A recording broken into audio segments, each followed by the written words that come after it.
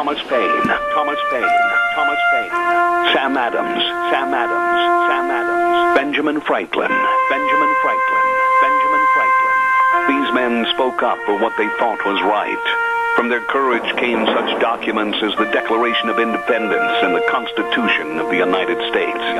From their willingness to speak what was sometimes unpopular but right, we enjoy such liberties as freedom of speech, the right to keep and bear arms, and freedom of religion. There are those who still wish to oppress our freedoms, and there are still patriots willing to stand up and defend life, liberty, and the pursuit of happiness. Men like Zeb Bell, who honor our founding fathers and what they stood for. It's now time for Zeb at the Ranch, speaking up and defending your freedoms. Brought to you by Magic Valley Les Schwab Tire Centers and all of the other great advertisers on the program. And now, Zeb Bell. Frank Martin, South Carolina basketball coach, said these words, and I think up front, he is spot on. You know what makes me sick to my stomach? When I hear grown people say that kids have changed. Kids haven't changed. Kids don't know anything about anything. We've changed as adults. We demand less of kids. We expect less of kids. We make their lives easier instead of preparing them for what life is truly all about. We're the ones that have changed. To blame the kids is a cop-out. Amen. Here comes Kate Smith and God Bless America, followed by a Pledge of Allegiance person. Call in, please. Good morning. I love that song. I love that song, and I love that lady, Kate Smith. Thank you, and welcome to Zeb at the Ranch as we start another week. Good morning. I'm Zeb Bell with our major sponsor, your Magic Valley Les Schwab Tire Centers, all 7 locations serving you. Great big spring tire sale going on right now. And, of course, some of our great advertisers like Western Way Services, always at your disposal. Call and get on the route service 734-6969. And right now, without further ado, here's our Pledge of Allegiance. I pledge allegiance to the flag of the United States of America and to the republic for which it stands, one nation, under God, indivisible, with liberty and justice for all. That was absolutely excellent, my friend. Thank you for your call. Well done, Rod. Thank you very much. You're welcome. I'll catch you later. All right, buddy. That was excellent. Thank you very, very much. It is time for the weather, and the weather brought to you by Ramsey Heating and Electric and Lennox. And they're offering qualified rebates on Lennox home comfort systems like gas furnaces, air conditioners, heat pumps, etc. All you have to do is call them at 678-0459 and learn how Ramsey Heating and Electric and Lennox can save you money. Here's Gina with the weather. Here is your weather forecast as we get ready to kick off another work week here in our area, and it's going to be a beautiful day. Mostly sunny skies, maybe a few clouds, winds out of the southwest right around 10 to 20 miles an hour, pretty much holding steady right around 13. High of 56 tonight, low of 32 for tomorrow. Mostly cloudy skies, slightly breezy, high of 60 with an overnight low of 39. Going to see lots of sunshine for Wednesday. Mostly sunny skies, high close to 70, overnight low of 46. Then we do have about an 80% chance of rain showers for Thursday. Winds are going to be picking up to about 20 miles an hour out of the southwest, and a high of 60, overnight low of 38. Everything calming down for Friday, mostly cloudy skies, and 52. Want to see the sunset tonight? Be outside right around 8:11. That is your weather for Zeb at the Ranch. That a girl, Gina, and I mean that. Great job on the weather forecast this morning, brought to you by Ramsey Heating and Electric and Lennox. Oh, my goodness sakes, we got a lot of things to do this morning, and I want to say thank you to Vicky's Country Garden, back on the air with us again, starting for gardening season, and we're going to talk to the lovely Miss Vicky at exactly 9:15 this morning, so stay tuned for that. Don't forget, too, our friends at Daryl's Cleaners. My. Hello, Kevin. Hello, Cindy. Hello, everybody over at Daryl's Cleaners. And they're located at 1223 Albion Avenue Avenue in Burley. You know, take your clothes in there and you pull them out of the bag, and they're all rumply and crumply and they're soiled and everything, and you go, oh my goodness, I hope they can clean these. Well, then you go back to the store, and there they are hanging on the rack, and they look like they are brand new. My goodness, they're the best. Daryl's Cleaners, 1223 Albion Avenue in Burley. You stop in and see those really, really good folks today. Some of the guests that we've got lined up for today, and we've got some outstanding guests, include Kyle Olson, EAGnews.org, and he's going to be talking about the ridiculousness and the seriousness of Access Islam in the classroom. Pacific Legal Foundation's going to be on, talking about a segregation story, and then Dr. John Zamirik at 10:30 this morning, so a lot of things cooking. Speaking of cooking, let's not forget our friends at Denny's Restaurant. You know, I'm going to rename one of the burgers. I'm going to rename the Bacon Gouda burger to a Zeb Gouda burger. Oh, so good. So good. You're going to love the burgers. You're going to love all the menu items. See, I'm drooling already. At Denny's Restaurant, 611 Overland in Burley, North Overland, and also 291 Pole Line Road in Twin Falls. Denny's Restaurant is America's Diner. And we will be over there on the 20th of this month for our next lunch bunch. Boy, we're not going to miss any more due to the weather, I hope. And Denny's Restaurant, 611 North Overland in Burley. Try those burgers and go in and order that Bacon Gouda burger. I'm calling it the Zeb Bacon Gouda burger. It is fantastic at Denny's Restaurant. And our thanks again, cough, cough, choke, choke. Hay fever season, the trees are budding on. To our dear friends at Ramsey Heating and Electric at 2600 Overland Avenue in Burley. The number to call, 678-0459. And for all your heating and cooling and electrical needs, my goodness, they've been in business for way over 50 years. And they open the doors at 7:30 in the morning till 5 Monday through Friday. Stop over and see my friends, and they are dear friends at Ramsey Heating and Electric in Burley, where they provide warm winters and cool summers. Couple of miscellaneous stories here this morning, and I've never seen this. I have never seen this, and I've been around baseball all of my life. I have never seen this. Last week in the game, one of the games between the Cubs and the Cardinals, long story short, Yadier Molina, the catcher for the Cardinals, was going to try to make a play on the baseball. It bounced up. He couldn't find it. And I mean, he threw his catcher's mask off, and he's just doing a chicken dance in a circle trying to figure out where that ball is.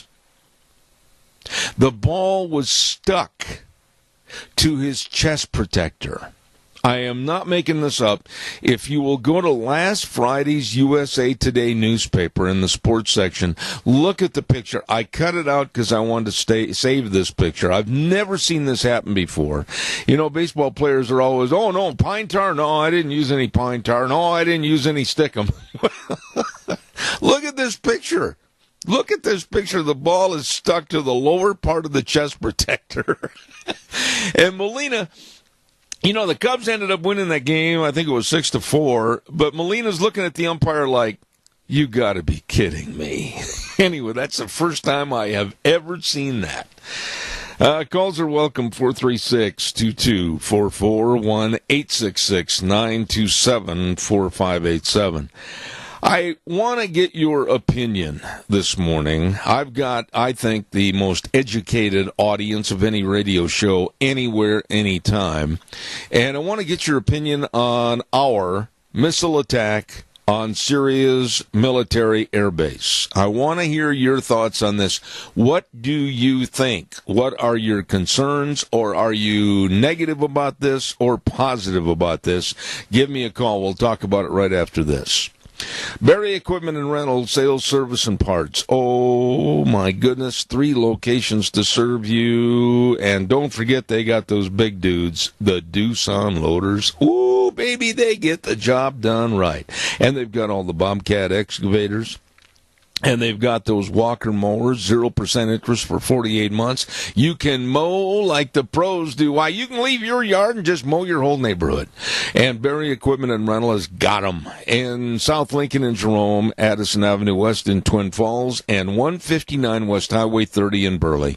They have all the equipment to get the job done right. Barry Equipment and Rental. You stop in and see them today. Come on, give me a call. What do you think about our missile attack on the military air base in Syria, telling Bashar Assad, that's enough, dude. No more. No more of these chemical weapons. No more of these barrel bombs. That's enough for your inhumanity against human beings. What are your thoughts? Give me a call. Are you worried? I've talked to all spectrums of this story over the last couple of days. I mean, all spectrums of this story. Those that think, oh no, we got to run in a corner and hide because a nuclear holocaust is on its way. Those that say this is a good thing because it's about time that we stepped on the red line when they step over it. What are your thoughts? Burley Physical Therapy and Rehabilitation, 1263 Bennett Avenue, Suite 2 in Burley. Caller, I'll be right there. Don't forget, if you, like me, are doing a lot of spring work outside and you get kind of stiff and sore and you pull a muscle and you're going, ooh, that hurts. Anyway, be sure and stop over and give them a call at 678-1191 for an appointment. They know all the exercises with their physical therapist and the hydrotherapy pool, the only one of its kind in the area. Absolutely excellent. Call the number for an appointment, 678-1191.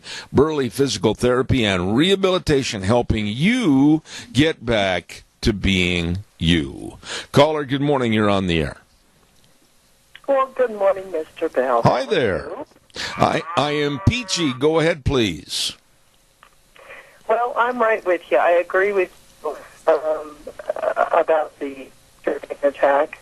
You know, we have had 8 whole years of having a president with no cojones, I guess. I guess I can use that.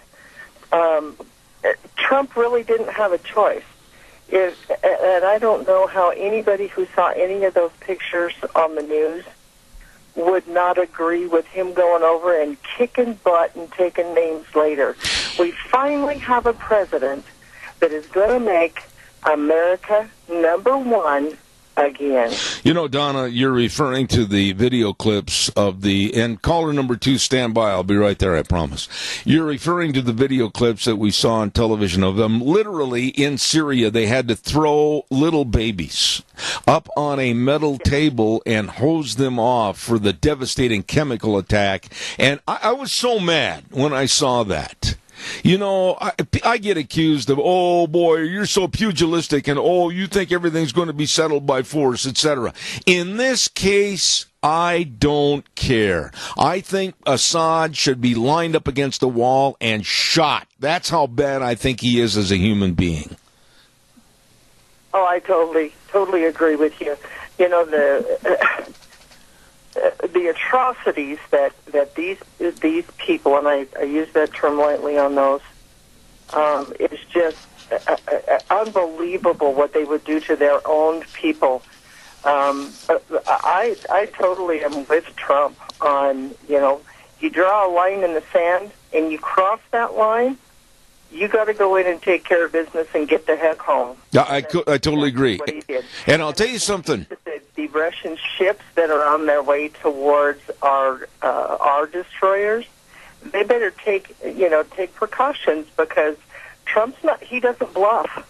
He's not like Obama. And I will say this, Donna, that I also hope the same attitude is purveying itself against that fat little dictator of North Korea, because I think there's another problem child that needs a real personality adjustment. Yeah, he needs a butt whooping. All right, Donna, God bless you. Thank you so much. Have a great day. All right. Thank you. Caller number 2, I'll be right there. Stand by. Don't forget, Ag Express is looking for drivers. Ag Express is looking for you. They're looking for full and part-time positions and retired folks. Hey, listen, they've got jobs for you. 2 or 3 days a week, they'll work around your schedule, what's ever best for you. They've got new and maintained equipment. You're home every night. They've got a great vacation schedule and a benefit program. What are you waiting for? Call Ag Express. Dale and Paul, 438-8886. Allen in Twin Falls, 731-2495. And Russ in Burley at 431-7175. Ag Express is looking for drivers, and Ag Express is looking for you. Caller, go ahead, please. You're on the air. Talk to me, caller. Go ahead, please. Horse manure in gentleman's language here. What's that? I think this is a bunch of horse manure when it comes to this whole bombing Syria. Oh, really? Why? I think I just have to disagree with a bunch of the other callers. I believe that this is some sort of false flag. I cannot see how Assad would want to chemical attack his own people when things were going so good. This just pushes it over the limit and brings a whole confrontation back into Syria. I believe that this is truly war propaganda, the same thing we saw in the newspapers of World War I, World War II. I think when you put that on TV, when you put that on the Internet of people, little kids being hurt really bad, that's how they get you to agree to go to war and send your children into combat and into war for a cause. So are you... I just don't believe it. Let me interrupt you here for a second, and let me ask you this. So you think that video that was taken by a Syrian reporter showing these little babies being thrown on a metal table and being washed off, you think that was all just a publicity stunt? Yes, I do. I mean, I don't know. I wasn't there. If that happened or not, who did it? And where did they get those chemical weapons? They were supposed to be gone. Oh, yeah, but they're there, sir. Are likely ours. Sir, wait a minute. I think you have an antagonism against reality, and I think you have an antagonism against avoiding the truth. If you're going to say that somebody would allow little children to be literally thrown in a hurry to get the chemicals off their body onto a hot piece of tin and washed off with a hose to try to save their life, sir, you can go ahead and have all the theories you want, but I don't think very much of your thoughts. I didn't say that, Zeb. I never said that. What I said is that I don't believe that actually is the reality of what's happening. It's chess, Zeb. It's chess. Well, this is how they suck you in to World War III. Do you want to send your sons and daughters to World War III? Do you want to see a war break out all over this country? What are you asking, sir? I mean, you're not making a point. Your point is that you want us to do nothing. Is that right? Your point is you want to just sit in your own little comfortable shell and not have anything go on that you have to be involved in? Is that your point? And so you want to send our No. You answer my question. Sir, you answer my question first. Don't avoid it. That is none of our business over there. Oh, really? And what's happening, I don't even know if that's real or not. Well, putting that kind of stuff on TV and putting that stuff all over the Internet, that's a good way to tug at the heartstrings of the American people and suck us into a big war that's not just going to kill a few people, it's going to kill people all over the world. And if that means a nuke is coming this way, and if we're going over in North Korea and we want to start a war with those people, I mean, that's going to be Armageddon, buddy. I mean, this is the beginning of the end. You have every right to your own opinion, but I will say this. When somebody of the subhuman form and mind of Bashar Assad uses children, and by the way, sir, don't think that this is the first time that he ever tried to use or did use chemical weapons, because it's not the first time. And you must be... Now, just don't interrupt me. I let you talk, and don't interrupt me. This is not the first time that he's used chemical weapons, and the Obama administration said, we're going to play goody two-shoes. We're going to put him on his best merits that he get rid of these chemical weapons, and, sir, he did not. we had inspectors that went over there that said that he did. So where did they come from? With the Obama administration, and they never once did actually see these chemical weapons. I appreciate your call and your opinion. However, I think you're wrong. I respect the right for you to call. Thank you, sir. Have a good day. Appreciate it. Thank you, Zach. Thank you. Calls are welcome. In just a minute, I'll take another call. Stand by. And I want to tell everybody about our dear friends at Golden Valley Warehouse. Yes, Manager Scott and the whole crew out there at Golden Valley Warehouse, 1000 South, 468 west of Burley. Quality seed, and the highest quality seed for you to plant your crops this spring. You better get a hold of them today. Commercial and custom processors, grain, bean, and seed, and they're known all over the Northwest. Golden Valley Warehouse, 1000 South, 468 west of Burley, 678-7324. Caller number 2, you're on the air. Go ahead. Good morning. What a way to start a morning. Well, that's the way things go. I should move to Hollywood where they make up stories like this. It's absolutely appalling to me that someone would actually deny what those photos really showed. And this is not the first time for Assad to do this. It's my understanding there was about 6,000 people that have been gassed since he's been in power. Is that correct? Keith, it's not the first time, and he certainly has had the chemical weapons. And the Obama administration, led by the biggest liar in politics, Susan Rice and John Kerry, remember when they said, well, we made a deal that Russia's going to oversee that they get rid of their chemical weapons. If that's not the wolf guarding the hen house, you tell me what it is. I don't know, but before that caller had called in, I was going to call in and just say, John Wayne, welcome back. Because this is what we've got for a president. A guy that's got guts. Well, I will say this, Keith. Right. Keith, I'll say this. And these people's thinking is not the way it really is. Yeah. He spent hours and hours talking to these generals and everything. This is not his idea. This is the idea of many people, and then you sort through them and you think, what is the least evasive thing we can do at this time? And that's what they did. And I'm proud of this president, and I'll back him 100%. When I watched the videos of the babies, these are little babies that were being thrown on a hot piece of corrugated tin roofing. And they were trying to hose them off and get the chemicals off their body as fast as possible. Some were beyond hope. Some had died. For somebody to make the allegation that that was a staged Hollywood film or to that effect, that really bothers me because, what parent in their right mind, first of all, would let somebody throw a little baby up on a hot piece of tin and try to purge the water and the chemicals off with hoses? I mean, come on. Let's be realistic. There are bad people in the world, and here's what I want to end this conversation with. I am glad that Donald Trump sent the missiles over to Syria. I am glad that he showed some backbone and spine. I am glad that he turned the aircraft carrier back into the Gulf over by Korea so the North Koreans can maybe think a little bit before they shoot their relatively large mouths off again. I am sick and tired of America being a whipping post. Amen, brother. And you have a wonderful day. God bless you, Keith. Thank you, sir. I appreciate it.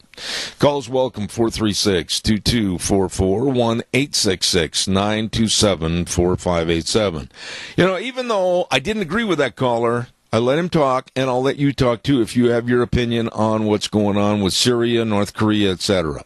That's why the program's here. But I don't like somebody just rambling.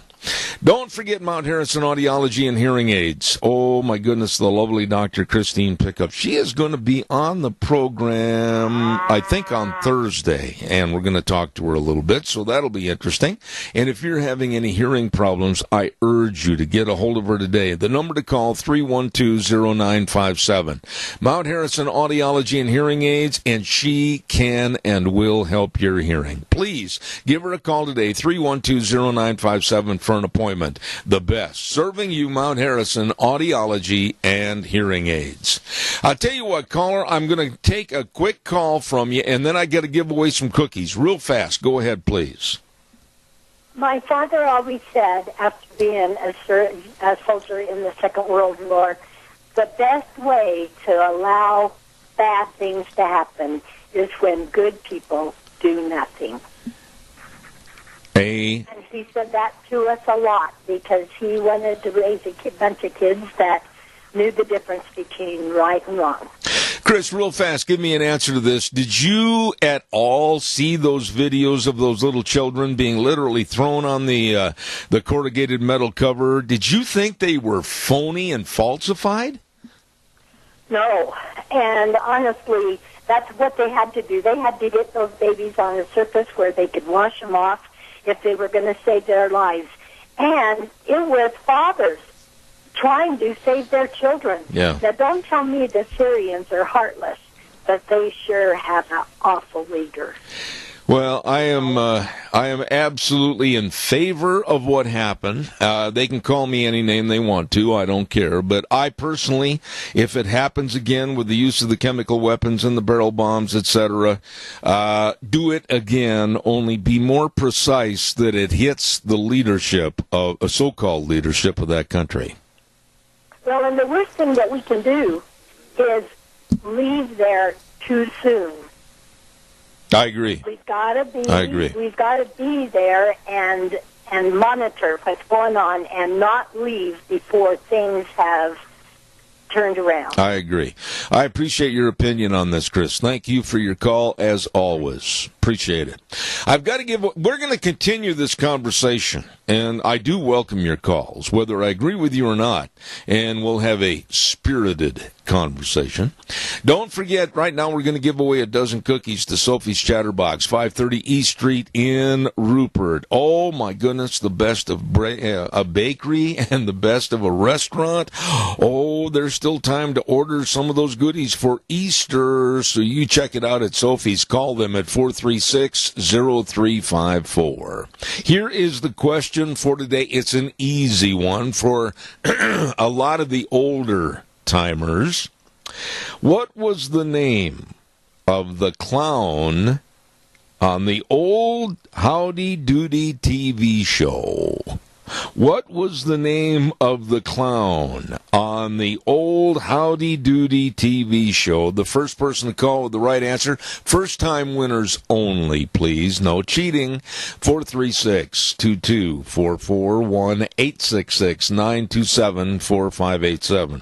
What was the name of the clown on the old Howdy Doody TV show for a dozen delicious cookies at Sophie's Chatterbox, 530 East Street on the Square in Rupert? Come on, give me a call quickly.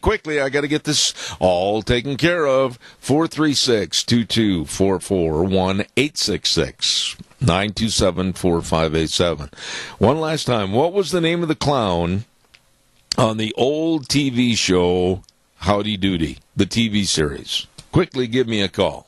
That was fast. Good morning, caller. You're on the air. Go ahead, please. Yes, that was Clarabelle. Who is this? Eddie D. Noggle. Have you First time. have you ever won before? And knowing Eddie, nope.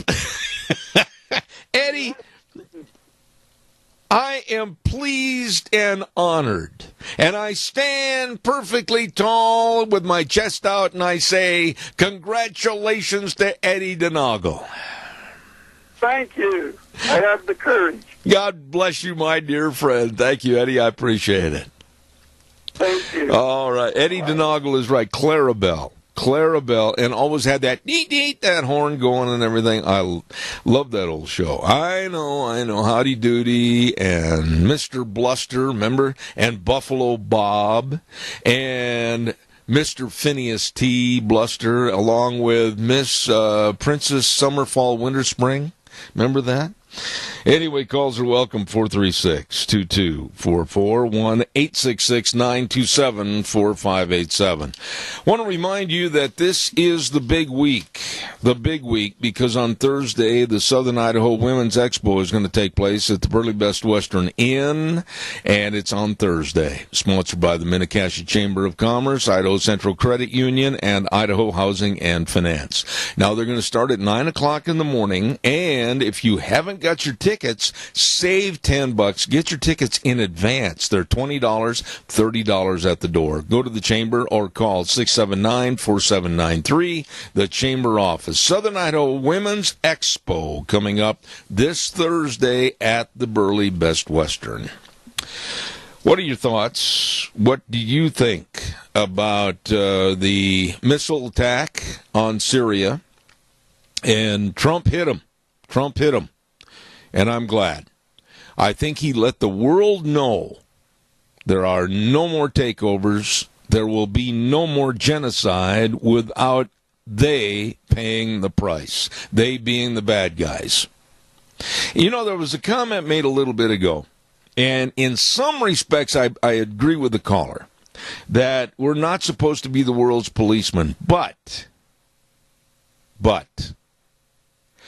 when I see little children that are, and I'll say this, literally thrown onto a corrugated piece of metal and held down, and another person with a garden hose trying to get the chemicals off of their bodies. I mean, it's just such a heinous, absolutely terrible thing to see. I don't care who they are or what they represent. They need to be taken out. Calls welcome, 436-2244, 1-866-927-4587. If you would, please give me a call. Let me know what your thoughts are. I would appreciate. And we'll go further with another story here in just a moment.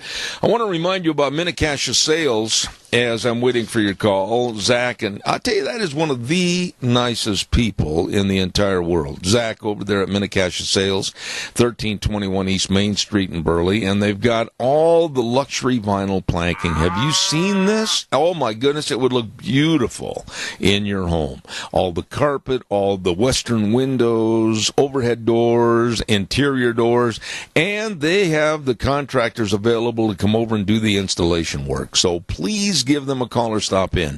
Minnecashi Sales, 878-2091, and they sponsor Dr. History at 10:06 on Tuesdays. Good morning, caller. You're on the air. Thank you.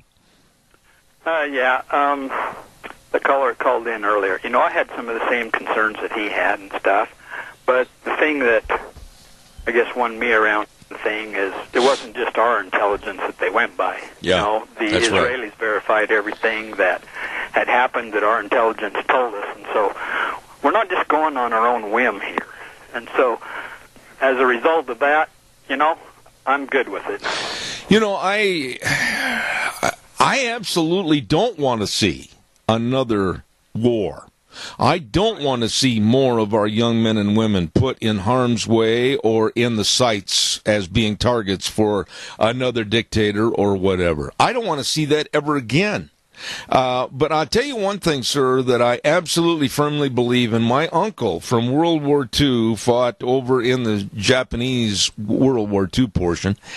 Told me this a long time ago. The more you let somebody kick you in the shins, the more you're going to allow them to start to hurt you in other places.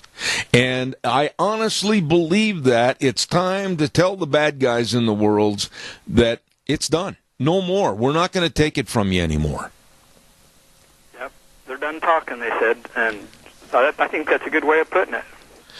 Well, I do appreciate your call, and everybody should have concerns. Everybody like you, I appreciate and respect your concerns. But you know, when I saw that video of those little children, that right there was the last straw. No more, nada, not another step. Take him out. Okay, thanks, Eb. God bless you, sir. Thank you very much. Appreciate it. Calls are welcome, 436-2244, 1-866-927-4587. As far as manipulating and trying to distort the truth or create a Hollywood atmosphere with those children and trying to bait us into war, I'm not buying that. I just absolutely, the way that those little children were just hurriedly literally thrown on that corrugated metal to have the chemicals hopefully washed off and try to save their lives. Oh, man, I couldn't handle that. And your thoughts, 436-2244, 1-866-927-4587. By the way, too, our thanks go out to Autumn Haven Assisted Living Center, 924 Christian Way in Rupert. The number to call, 436-3200. You know, they are the only locally owned and operated assisted living facility in the Mini-Cache area, and they are able to provide more one-on-one care. They're a 16-bed facility that really, really takes care of their citizens, and their residents get a chance to really get out in the public and do things and be a part of the community. And Autumn Haven Assisted Living Center invites you to come by for a tour or just plain check them out anytime. They're small compared to some, but with a bigger heart than most. Autumn Haven Assisted Living Center, 436-3200. You know, getting off of that subject and jumping over to North Korea a little bit. Honestly, that little fat dictator, Kim Jong-un, is a worthless despot that I think is encouraging and pushing and promoting a confrontation. And we've had an existing problem with Korea for over 60 years. And it's not going to go away with this fat person that calls himself their leader. Caller, good morning. You're on the air. Good morning, sir. You think I'm wrong, Doug? No, sir. No, sir. That's what President Trump did Thursday night was he stood up to a bully and punched him right in the nose and said, "You do anything bad again, I'm going to hit you harder in the nose and kick you in the kneecap." And he made the whole world set up and realize, okay, Obama's gone. We got a new sheriff in town, and this sheriff isn't going to put up with any of our BS. You know, Doug, how many people, if you went to church yesterday on Palm Sunday, how many people discussed this? How many people were saying, oh, no, we can't do that. Why, we don't want to have the threat of another war. Oh, we just, it's none of our business. We can't get involved. Well, if that's the story they're going to use about it's none of our business, we can't get involved, then let's not worry about their refugees. Let's not worry about them coming here to the United States in an unvetted fashion. Let's not worry about food for people in, whether it's over in Asia or whether it's in South America, wherever. Let's totally close ourselves off. If you can't say, after seeing the video of those kids being trying to be washed off of these chemical additives which are trying to kill them, I guess we must turn into isolationists all the way. Well, that really tugs at a heartstring, and I'll tell you, you seeing those kids thrown up there, if you can't imagine your granddaughters or your daughters being thrown up on a table, being hosed off, and you have no control, and you can't, you know, it just makes you mad, and it makes you want to stand up and punch somebody in the nose. And that's exactly what Trump did. He did nothing out of hand. He just done a strategic strike, punched him in the nose, and said, that's enough. You know, and for the disavowalment of people saying that, oh, well, they don't have any chemical weapons, that is living in La La Land, and I'm not talking about the movie they just turned out either. This is ridiculous. Assad working with Russia to curtail chemical weapons, like I said, that's like working with the wolf to guard the hen house. How stupid are we? That's exactly right. That's just like getting a wolf or a fox to come in and guard a hen house. These people, and I understand the guy has their own opinions. They see what they see and come to a conclusion. But this is not propaganda. This is going on, and there are other people. And I'm sure President Trump, I like the sound of that, he got everything that he needed before they made the decision to do what he did. Yeah.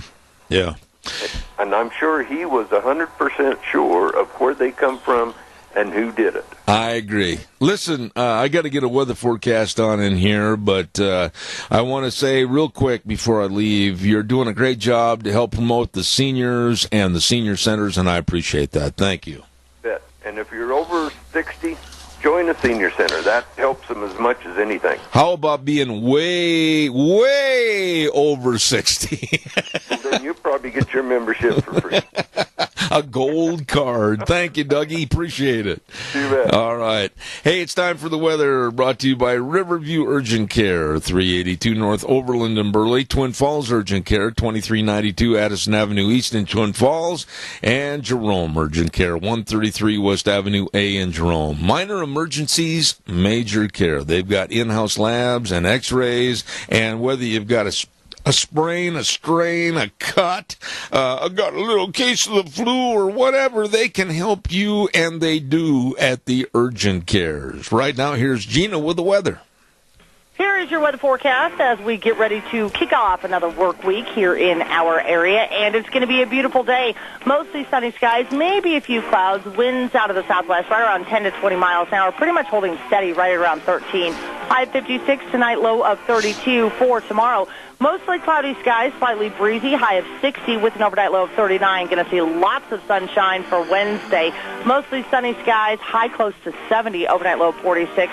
Then we do have about an 80% chance of rain showers for Thursday. Winds are going to be picking up to about 20 miles an hour out of the southwest, and a high of 60, overnight low of 38. Everything calming down for Friday, mostly cloudy skies, and 52. Want to see the sunset tonight? Be outside right around 8:11. That is your weather for Zeb the Ranch. And I appreciate it, Gina. Thank you very much, and thanks to Kyle James and all of his great staff at 3 locations: Riverview Urgent Care in Burley, Twin Falls Urgent Care in Twin Falls, and Jerome Urgent Care in Jerome. Minor emergencies, major care. Your thoughts, please give me a call, 436-2244, 1-866-927-4587. One more little story here, and I'd like you to respond to this. This is a note, a memo to the Republican Party. No more backing away, no more recusing yourself, no more saying, well, I'll just resign, or no more apologizing for anything. I said this to Senator Mike Crapo a week ago when he was on my program. It's time to put your big boy pants on and realize and act like the Republicans won the House, won the Senate, and won the Oval Office. And stop with this garbage of letting the Democrats and the left pick on you and yell at you and make claims against you to the point where you go, oh, I'm sorry, I'll just recuse myself and I'll go away. Don't do that. When you win something, you don't give up and give back. You won the election. People wanted you in there for your thoughts and what your party stood for. Don't back up and cave to the Schumers and the rest of these deadbeats that absolutely want nothing more than a leftist socialist program in this country. Don't apologize. Don't recuse. Do the job the people wanted you to do. I'm calm now. Good morning, caller. You're on the air. Well, I'll tell you what, I agree. Paul Ryan, I don't know what he is or what he is. I don't know if he has any core beliefs, but he's a shaky person. And you're right. They need to seize this thing and say, get out of the way, we're going to actually do what we said we would do. Yes. You know, this Schumer, I mean, you know, of course, we want to be, you know, I mean, I am totally repulsed by their lying. But we have been lied to for 8 years by Obama, Hillary, everybody in that administration. I mean, think about it. You know, Clapper, Brennan, these people, you know, they're in the tank. They're, you know, they're loyalists to Obama. I mean, this last administration was this, I mean, it was a gang of thieves. They're immoral, unethical, and dishonest, and I don't know. You run out of words after a while, don't you? Because I have, and I become frustrated because I sit there and I listen to these Democrats like Schumer and others. I'm not going to lay the blame all at his feet. I mean, there's plenty. And Tim Kaine the other day saying something that was so frivolously stupid it made you wonder how he could ever be picked as a vice presidential nod for the Democratic Party. And I look at these people and they're a party of absolute despots that are looking for any problem they can to try to elevate themselves. And when you look for problems in others to elevate yourself, you're never going to amount to much. Why don't they look at their party? Why don't they look at their personalities? And why don't they try to elevate themselves with better change that's going to work and serve other people? They can't do it. Well, this is, you know, I'm repeating myself here, but if Trump delivers on his promises, and I think that he will, I think that it'll set the liberal agenda back 50 years. You know, his son-in-law, Jared Kushner, seems to be, you know, having more influence in the Oval Office than any of us would like, and he's a liberal.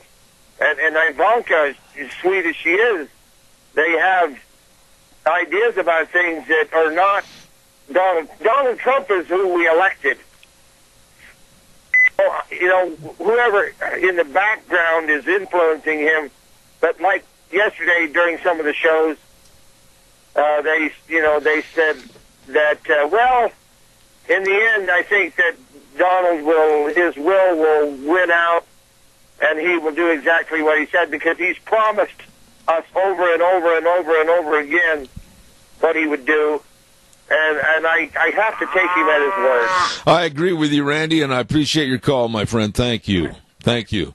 Caller, I'll be right there. Stand by. Ramsey Heating and Electric and Lennox. And they're offering rebates on qualified Lennox home comfort systems, whether it's a gas furnace, an air conditioner, or a heat pump. You and your family will enjoy the comfort. Call them today at 678-0459 and learn how Ramsey Heating and Electric and Lennox can save you money. Caller, I've got exactly a minute and a half. Go ahead, please.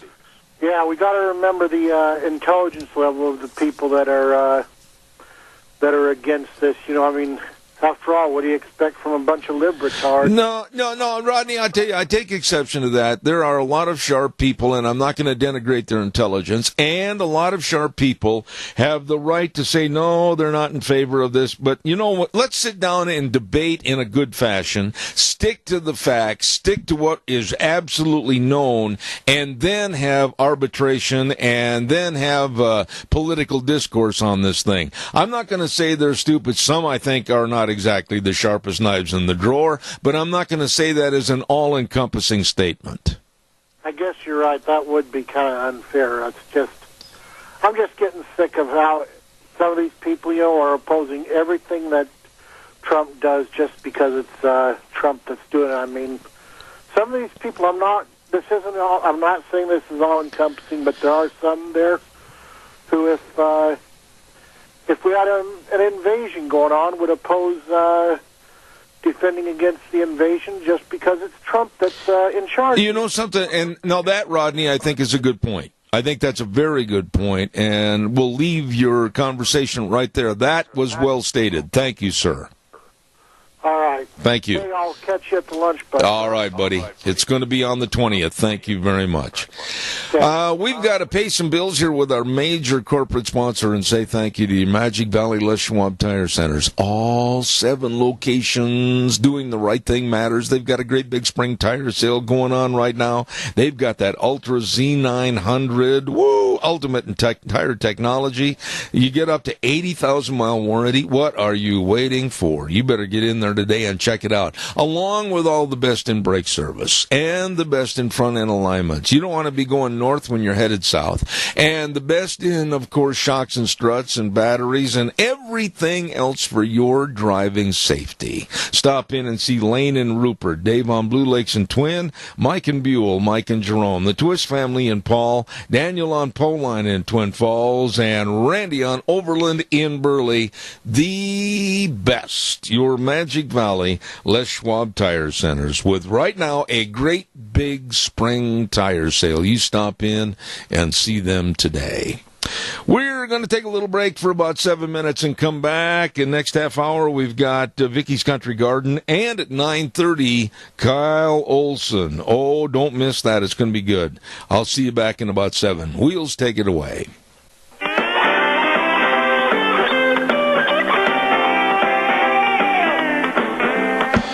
Oh my, it's a wonderful day in the neighborhood, and Eddie Donegal won the cookies last hour, so it's a great day. Share 'em, Eddie. Share 'em. Okay.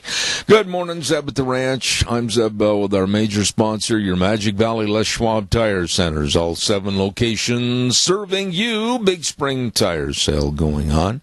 And also some great advertisers like Western Way Services. From the canyons of the Snake River and all across southern Idaho, we're always at your disposal. Western Way Services, we care about our community, our resources, and this great land. Western Way Services is lending a hand, always at your disposal.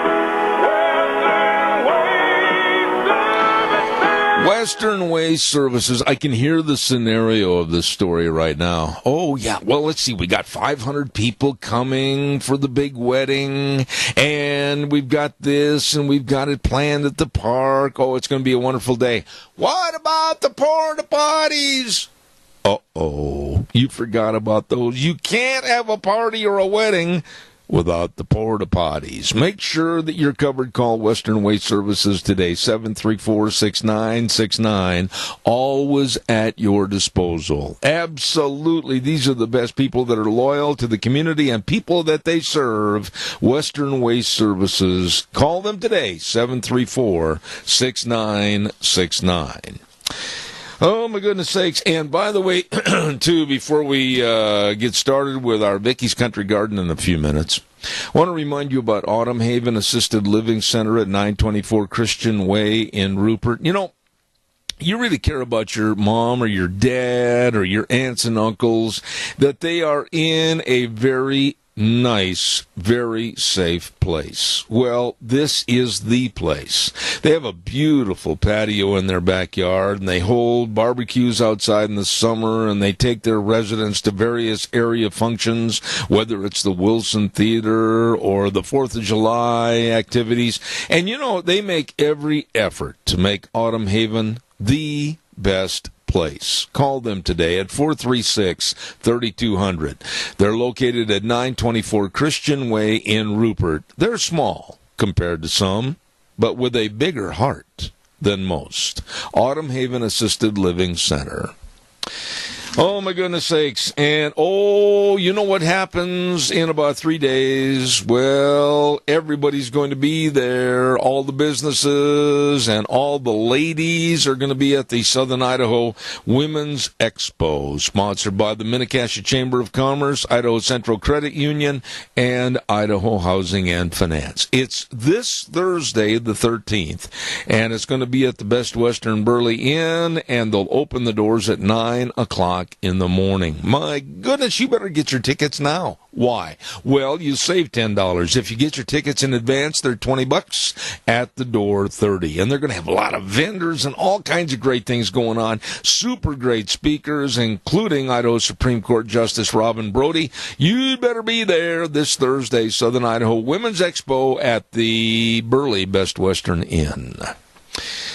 Okay, I got time for a couple of calls. Give me a jingle, 436-2244, 1-866-927-4587. Hey, by the way, if you like golf or you don't like golf, I like sports. Well, the Masters tournament yesterday, I thought was one of the best I've seen on television in a long, long time.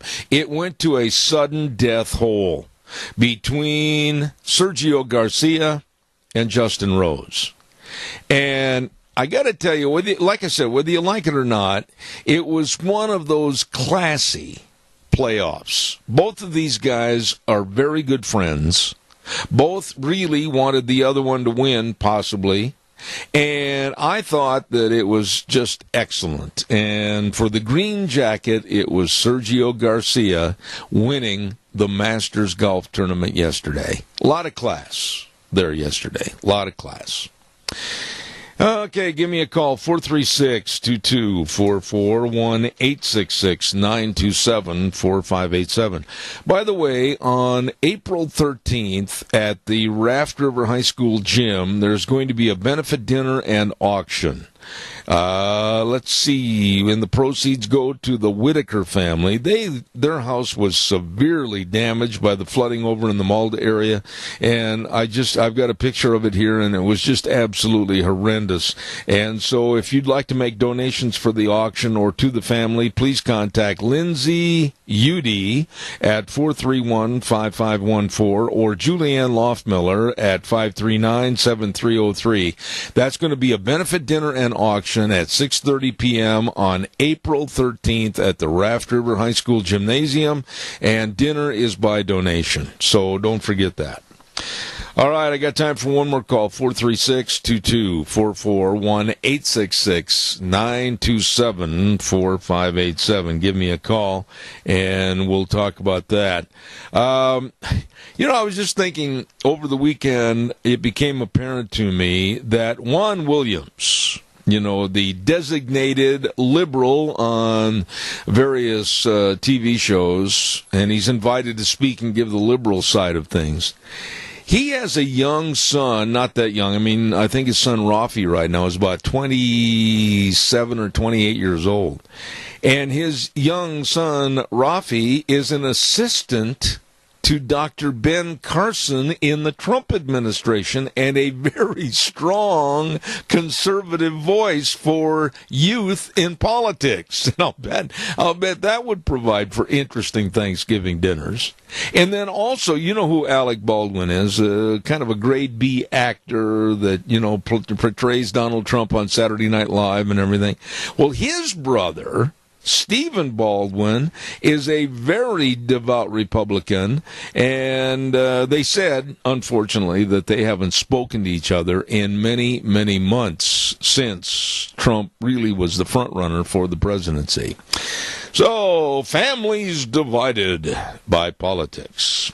By the way, too, don't forget our dear friends at Ark Animal Hospital. Oh, my goodness sakes. I had everything lined up right here to talk about Ark Animal Hospital. I did. And I put that paper down someplace, so I don't know where it is, so I'm just going to say this out of memory. They have warm hearts for cold noses. Absolutely. It's a mixed animal practice, meaning big or small, they love them all. So all you have to do is give them a call, and they will take care of your livestock, your pets, whatever. 678-1177. Ark Animal Hospital at 750 21st Street in Hayburn. That number again to remember and give them a call, 678-1177. You call them today. Really, honestly, nice people. And let's see. Oh, and don't forget to our dear friends. When I say nice people, I always segue to this.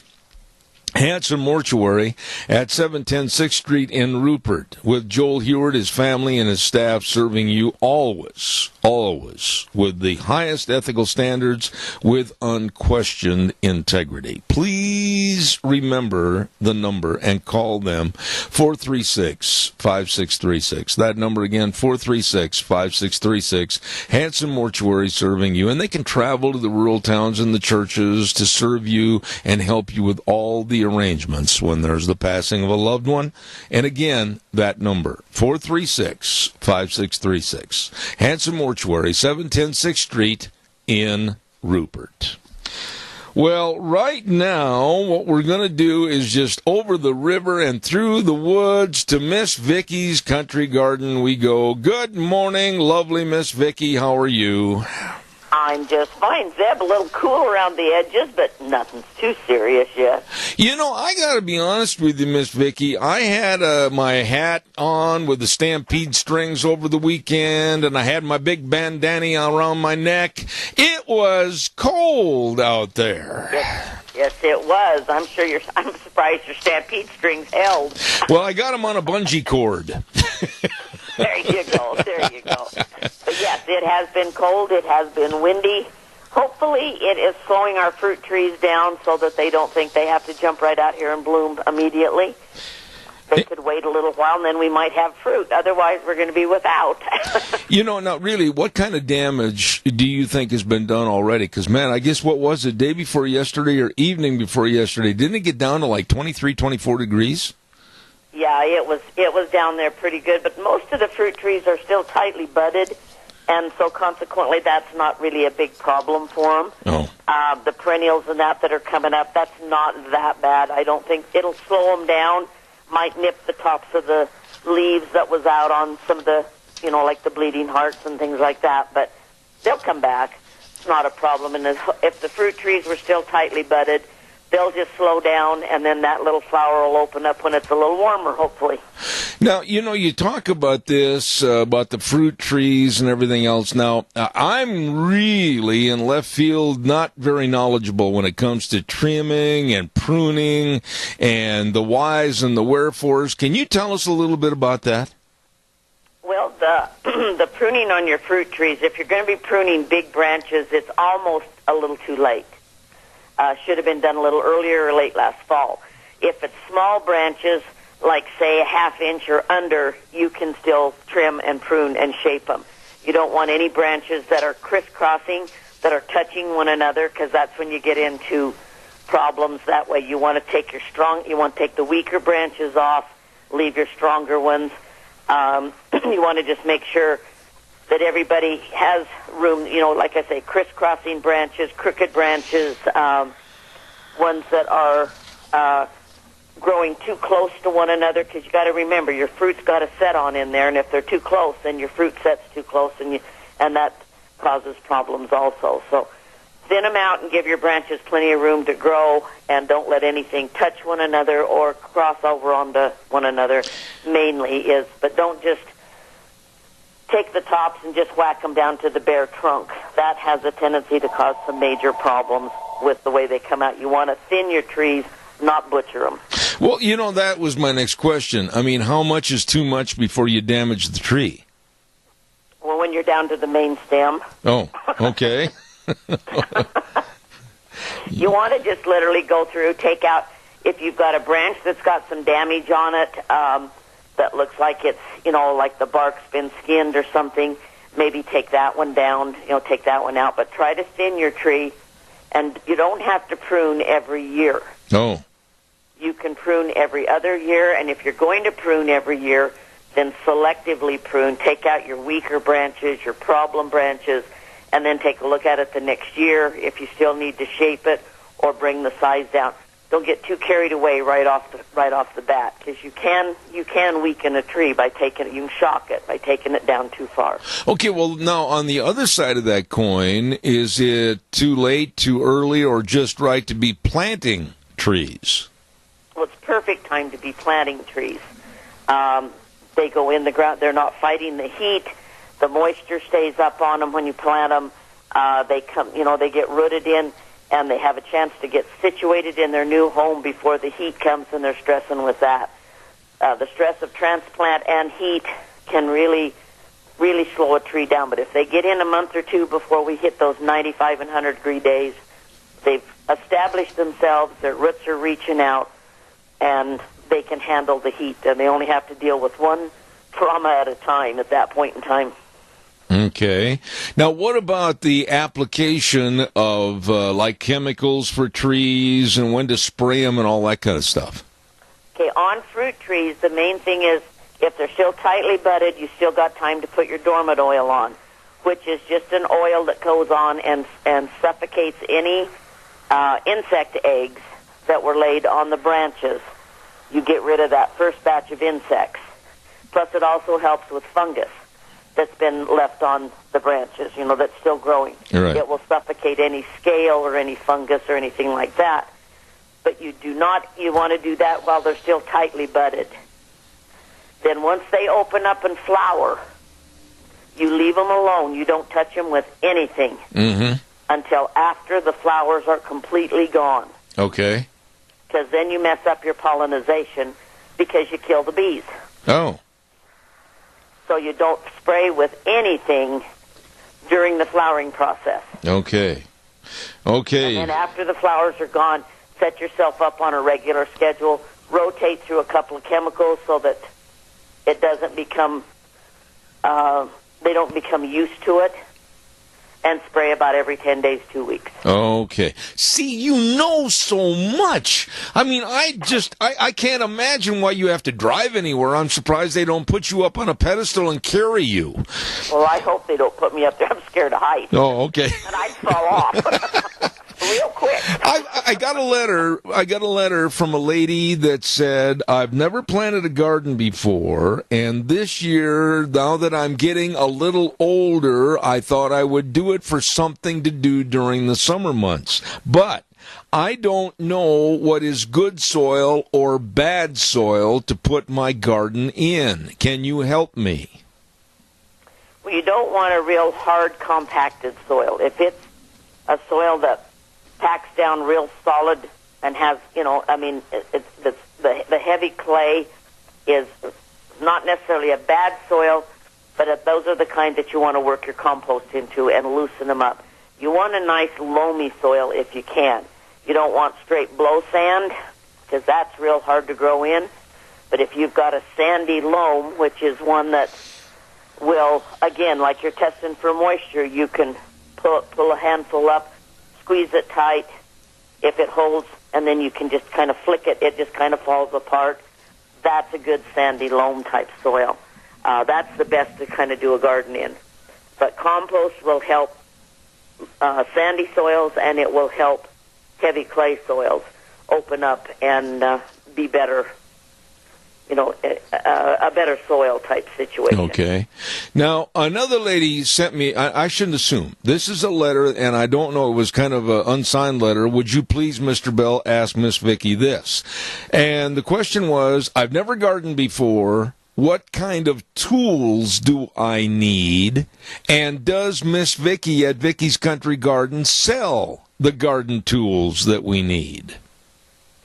Well, you're going to need a really good sharp hoe for one thing, unless you're going to use the weed barrier to put down on your rows to keep your weeds down. But a nice rototiller is what you're going to need to loosen that soil and till it up and get it ready.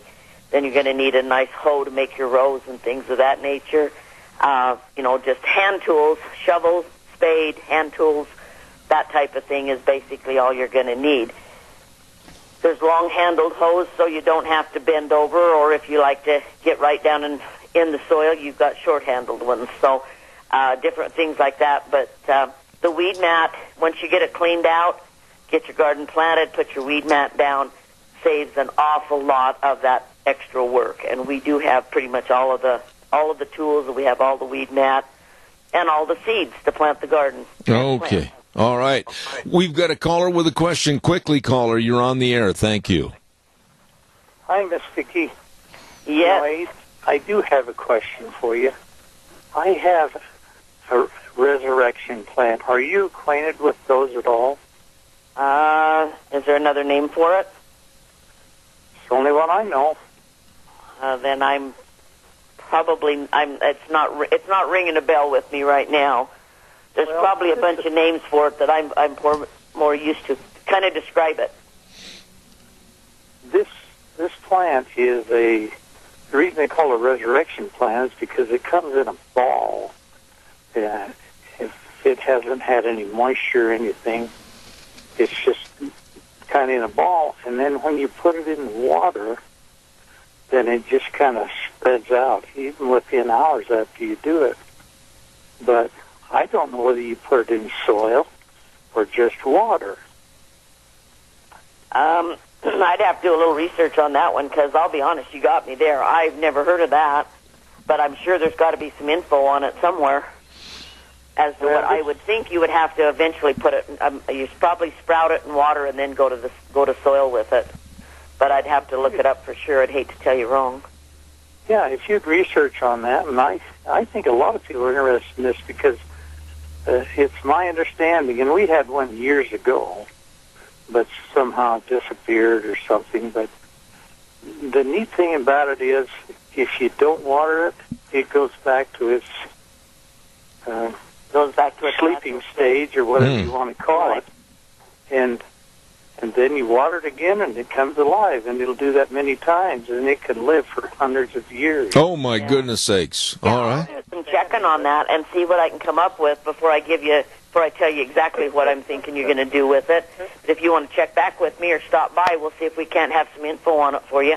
All right. Thank you, Keith. Appreciate it. Nice call. Thank you. I'd never heard of a resurrection plant. I haven't either. So, like I said, see, there are things that I can still learn. Yeah, but really, that's no different than you and I are. I mean, if somebody walked in our bedroom early in the morning and poured water on us, we'd jump up and act alive too, though. I probably would. Yes, there's no doubt in my mind. I would come up. I might kill him, but I would come alive. I'll guarantee you. Hey, real quick, what are the specials for this week that you want people to know about at Vicky's Country Garden, 185 South, 600 west of Paul?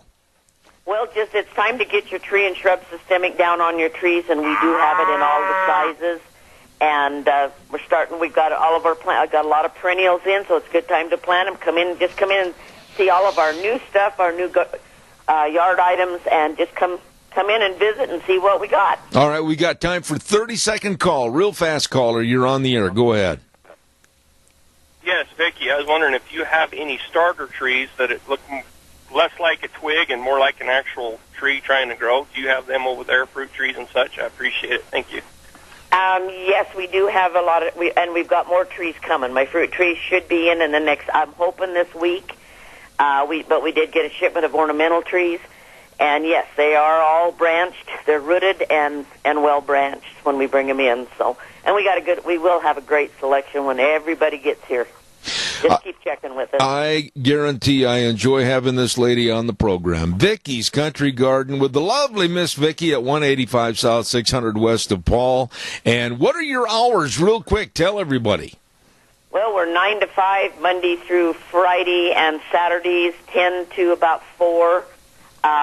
Right now, hours will be extending as the year grows, and everybody needs us to be here longer. So I'm here pretty much 14, 15 hours a day. So if my car's here, I'm here. So, but yeah, that's our basic hours. So come in and see us and check us out on Facebook. We are on there running. Everybody will know when the trees are in because we'll have pictures.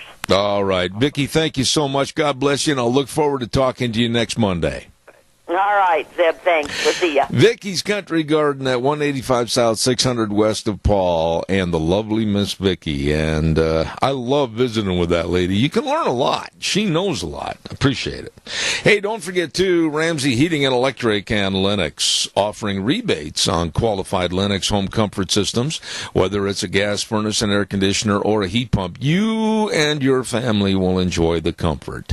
Why don't you give them a call, 678-0459, and learn how Ramsey Heating and Electric and Lennox can save you money. Really good folks.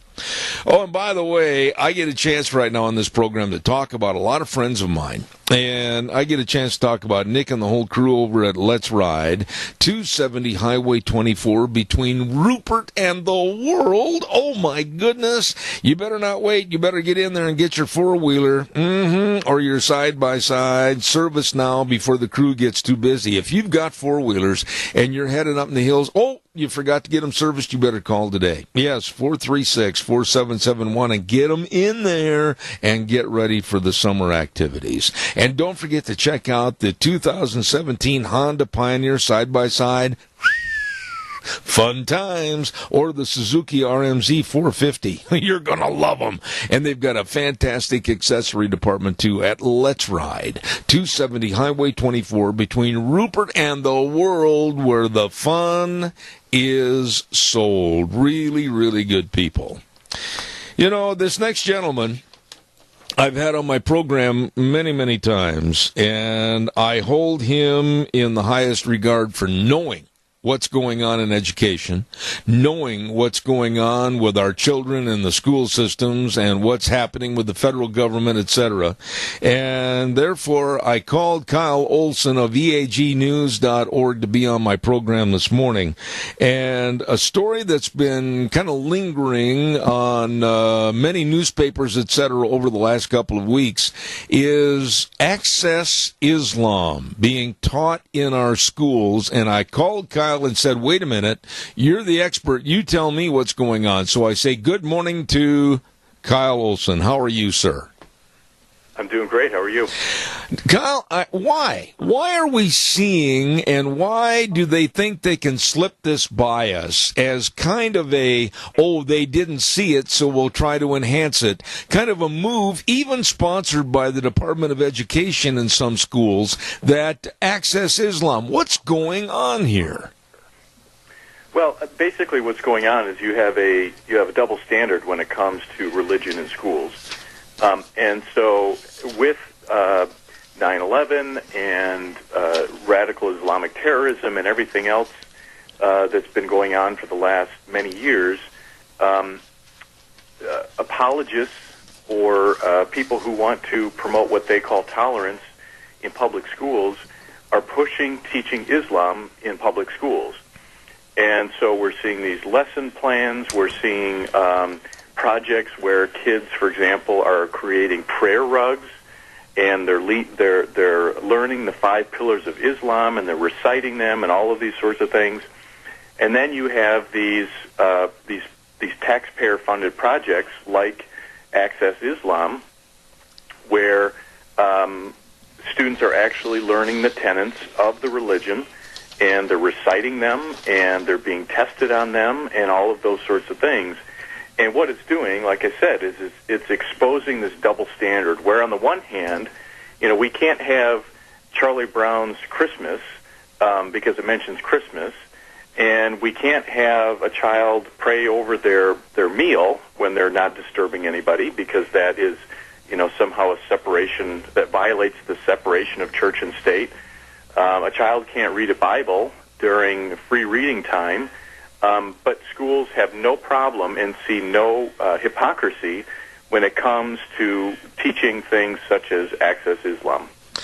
I got to be a little bit more than confused. You use the word apologists to Islam, and I guess my question would be to you, Kyle, why do we as Christians have to apologize to Islam in any way, shape, or form for their attacks, not only on us, but their invasion, basically, of our whole culture and their demands? Well, what did you mean when you said apologists? What I mean is the useful idiots, as I would call them, in public schools that think they're doing the right thing by increasing tolerance, by increasing tolerance in teaching about Islam. And so kids have a better understanding about Islam because obviously it's been so much in the news for the last however many years, almost 20 years now since 9/11. And so that's what I mean when I say apologists. I don't mean Christians. I mean the useful idiots in public schools who think they're doing the right thing by teaching this sort of thing, but when it comes in a very, I mean, because if you think about this, this is not just a one-off, a teacher who said, let's learn about Islam as a part of world history. I mean, this is taxpayer-funded, state-sanctioned, federal government-sanctioned material that is being taught. And so this is a serious thing. This is a big thing. And but yet, you never hear of this sort of equivalent when it comes to Judaism, when it comes to Christianity, or any other major religion. Kyle, a very simplistic, and it sounds almost like a naive question without any knowledge behind it, but I think you'll understand where I'm headed. Why? Why are they doing this? Why are we letting it happen? Why Islam? Why the pushing of the Muslim culture, etc.? Why? Is it, honestly, do you fear like I do, a takeover, very, very cautiously and very under-the-table takeover by Islam in this country? I fear that. I really do. I think, to some degree, yes. And I think that the activists in CARE, for example, they're preying on the useful idiots in public schools who don't want to appear racist. They don't want to appear like they're bigots. And so those people that are running schools and making these sorts of decisions will go out of their way to appear tolerant. And so when that happens is when you get these sorts of lesson plans and you get the projects like the prayer rugs and those sorts of things. And you get that double standard that's created in schools. And so I commend groups like the Christian Action Network that brought attention to this, and they're demanding that the Federal Department of Education stop funding this sort of thing because it does create that double standard. And you don't see these sorts of resources available to schools for Christianity or other religions. It's simply Islam. Kyle, not changing the subject drastically, but all of this involving education. We had a story last week where there was a northern Idaho charter school, I'm embarrassed to say, in my home state, that basically was conducting and holding and advocating through the teachers a secret gay club, and parents were outraged when they found out that basically the school had the attitude of sit down and shut up, it's our school, we'll run it the way we want to. Have you heard about this problem? No, I didn't hear about that problem, but I can tell you, I have been, as we've talked about in the past, I'm a big proponent of school choice, and I know you are too. But what people need to realize is just because you leave a public school and you go to a charter school, which is also public, or you go to a different type of school, it doesn't mean that the culture and the lessons and what students are learning is necessarily going to be different. And so it's these sorts of stories that parents, just because they don't go to a public school, they go to a different type of school, they still need to be aware and engaged. And when they see these sorts of stories going on and being reported, they need to get to the bottom of it. And if they don't like what's going on, then they need to leave that school and find a different one. Kyle, when you look at overall education, and I got to be honest with you, and I know you study this every day, but now schools like Harvard are taking out of their school song, which has been in existence for over 200 years, they're taking out the terminology Puritan because it might offend somebody. And now various schools are taking out the terminology that ends in man, like no more freshmen. They're going to go first-year students and this type of thing. PC is killing education, is it not? Yeah, it is, and it's as you said, it's not just higher ed, but it's K-12 as well, and it's this secular progressive sort of moral relativism that's being pushed, and to the point where we can't offend anyone. We need to have these safe spaces where kids can be insulated from viewpoints that are different from their own.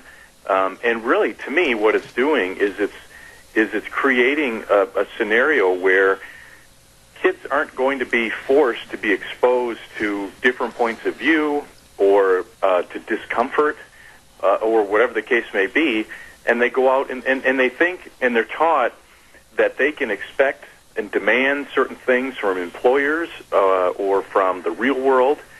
And then when they go out in the real world and they realize that this is not what I was told, or that employer is hurting my feelings, or whatever the case may be, they're in for a rude awakening. And so what we're doing is we're creating this situation where we're setting kids up to fail, and unfortunately taxpayers most of the time are on the hook for it.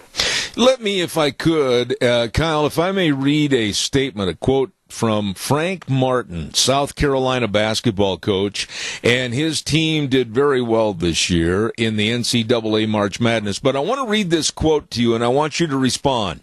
I think he's 100% right. He said, quote, "You know what makes me sick to my stomach?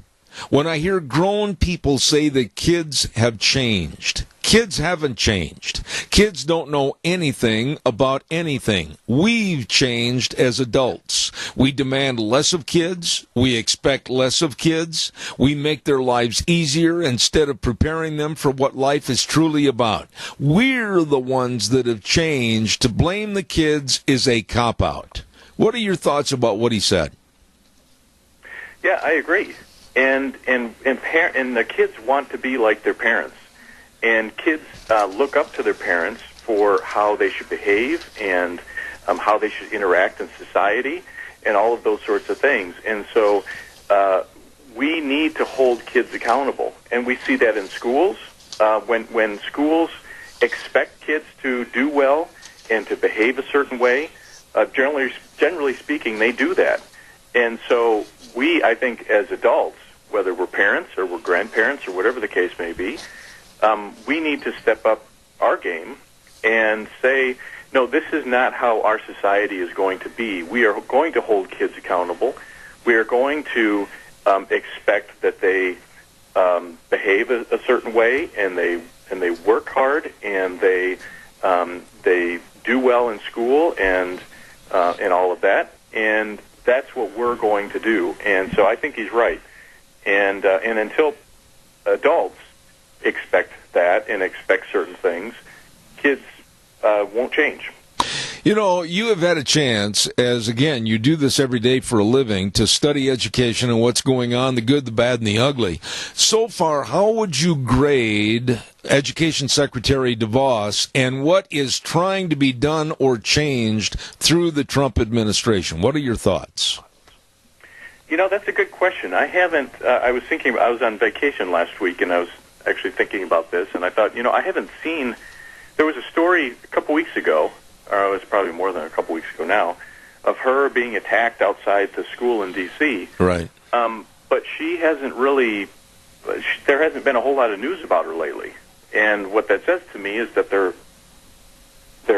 either are higher priorities in the administration, which I think that's pretty clear, whether it's immigration or health care or Syria or whatever it is. And so it's hard to say right now, what good they're doing. That being said, and I think we've talked about this before too, is I hesitate to say that they should do a lot, because I don't believe fundamentally the federal government should be doing anything in education. And so on the one hand, I would like to see her, promote school choice more and, other things that I philosophically agree with. On the other hand, I don't think that's her role. And so I don't think that's something that the federal government should be expanding or should, figuring out ways to do more on the part of the federal government. And so I guess what I would like to see her do is come up with a strategy to get the federal government out of education. Right. And to this point, we haven't seen that. I'm not convinced that she's going to be passionate about that. But, we'll have to wait and see. Kyle, one last thought here this morning, and you and I have talked about this about 3, 4, 5 months ago, And I said blatantly on my program, and I stand behind it more now so ever before, is that transgenderism is going to kill organized sports, whether it's in grade school, college, high school, whatever. And the problem is becoming larger every day, where just recently a boy that thinks he's a girl has competed in girls division track and field, won everything, and the parents are absolutely outraged. What's happening here with this transgender idiocy is it's being the ruination of how are you going to keep records? How are you going to be able to tell really who's the winner and the losers when they have this crossover of transgenders? It's going to kill high school and organized sports. Well, I think more specifically, it's going to kill women's sports because through Title IX, women were given an opportunity to play, basically the same sports that boys were playing. But now that there is this, as you said, the crossover, which tends to be males going to female. Yes. Not always, but that's typically the way it's going. At what point are the feminists going to stand up and say, we can't, this is not, this is basically harming our rights and harming our opportunities and all of that. We're not seeing that, and I don't know if we will see that. But what's happening is transgender activists are exploiting Title IX and having boys play girls' sports.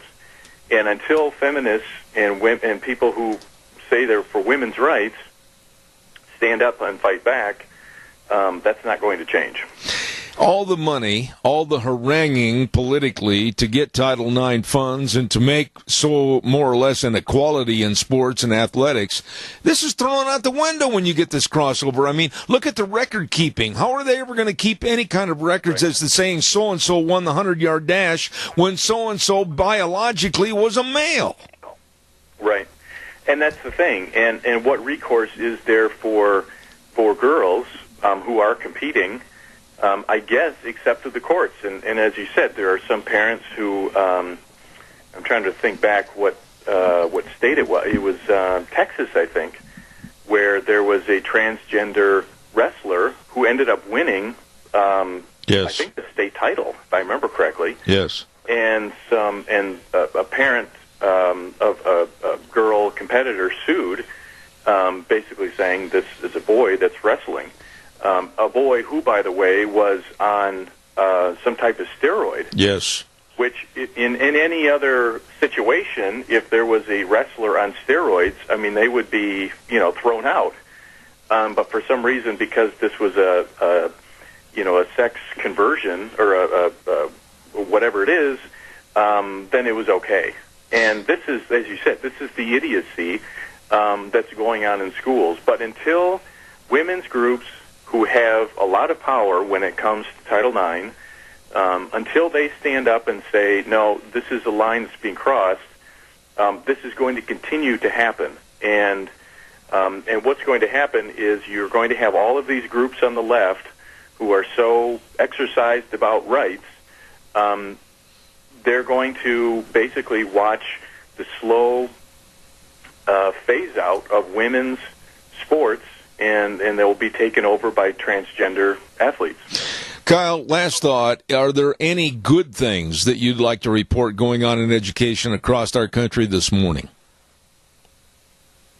Well, as there are states that are continuing to expand school choice.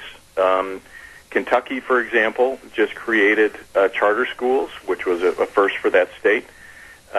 Arizona has created education savings accounts, which is essentially like an HSA, but for education.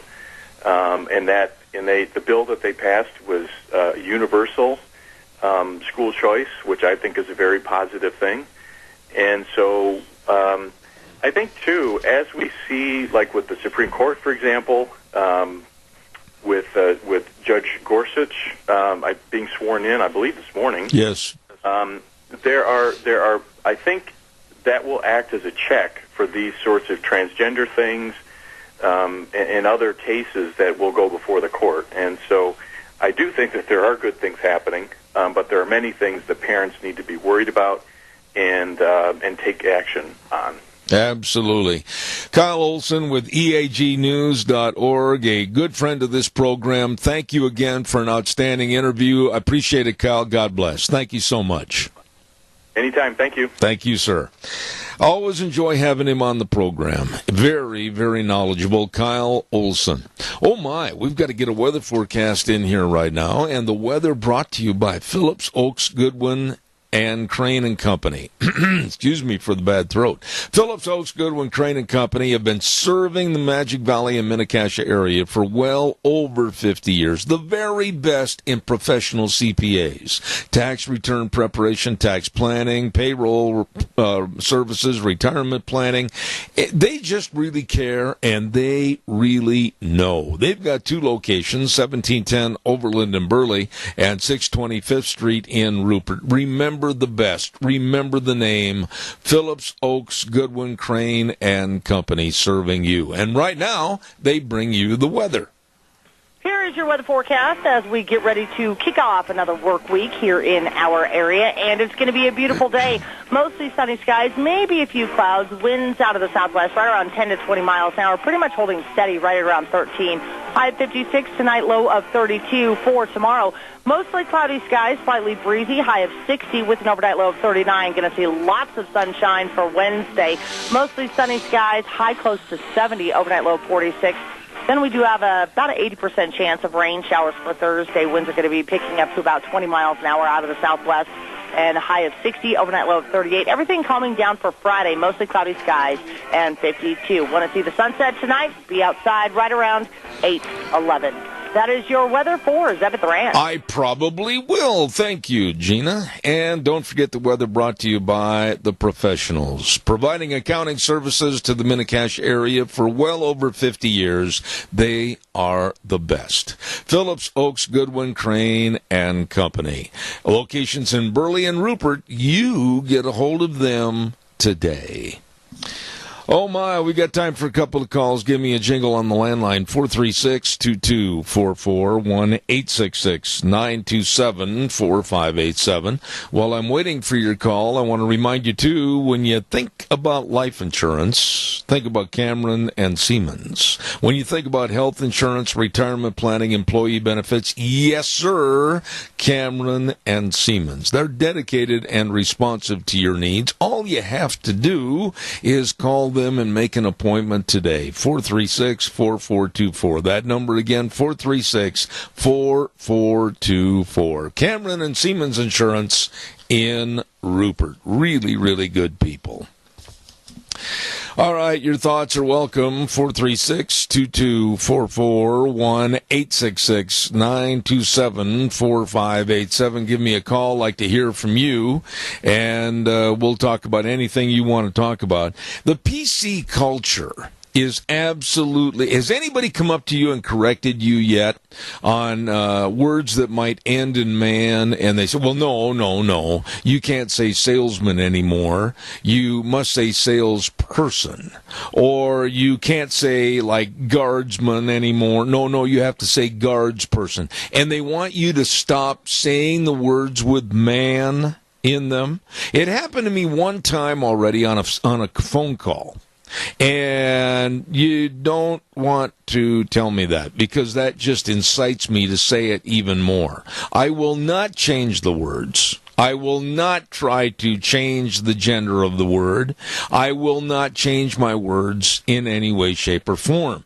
If it's serviceman, it's going to be serviceman. If it's salesman, I'm going to say salesman. And to those that are offended, so be it. I'm not going to change. And this idiocy of changing, like I understand up in Canada, they've had to change their national anthem with some of the words. And then at Harvard, like I reported last hour, they want to have the word Puritan taken out of the song that's been there for Harvard University for nigh on to 200 years. All of this in a so-called politically correct state to change the way we say things and think of things. Not going to happen here. No, not going to happen. And we shouldn't let it happen.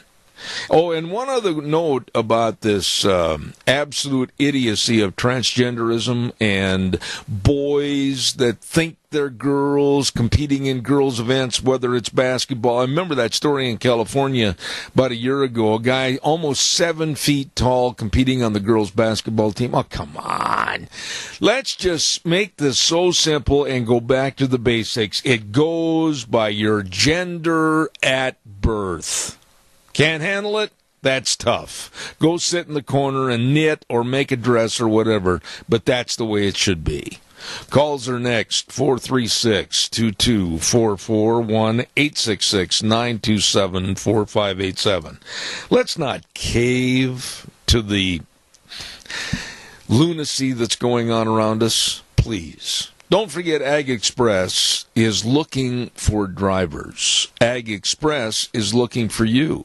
Be sure and call Dale and Paul at 438-8886, Alan in Twin Falls at 731-2495, and Russ in Burley at 431-7175. They're looking for full and part-time positions, and they're looking, too, for some retired folks to get on the bandwagon and help them drive.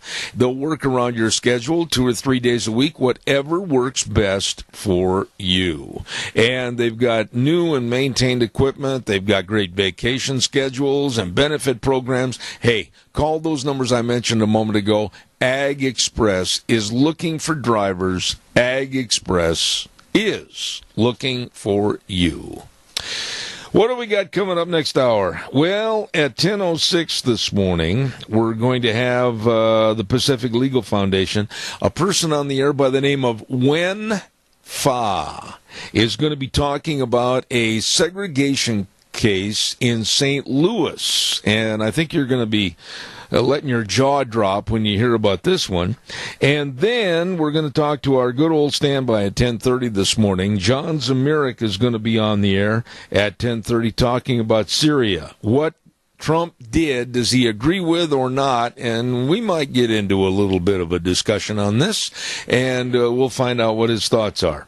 Once again, I want to remind everybody that there's going to be a benefit dinner and auction. It's going to be at 6:30 p.m. on April 13th, and that's going to be this Thursday at the Raft River High School gym. Dinner by donation, and then the auction at 7:30 for the Whitaker family. They really had severe damage in the flooding over there to their home, and if you'd like to make donations for the auction or to the family, contact Lindsay Udy at 431-5514 or Julianne Loftmiller at 539-7303, okay? Coming up on this Thursday. We're going to take a little break and let the big boys from CBS come in here and mess up everything we've put together. And they'll probably tell us about Neil Gorsuch, Supreme Court, everybody else. And we'll be back in about 7 minutes. So don't you go away. Lots more to come on a Monday edition of Zeb at the Ranch.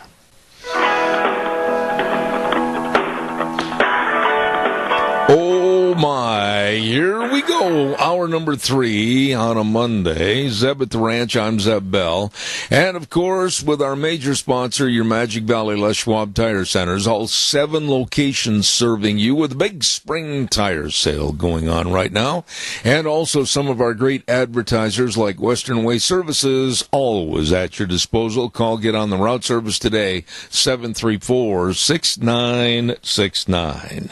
Hey, the great big Southern Idaho Women's Expo is going to be at the Burley Best Western Inn on this Thursday, April 13th, starting at 9 o'clock in the morning.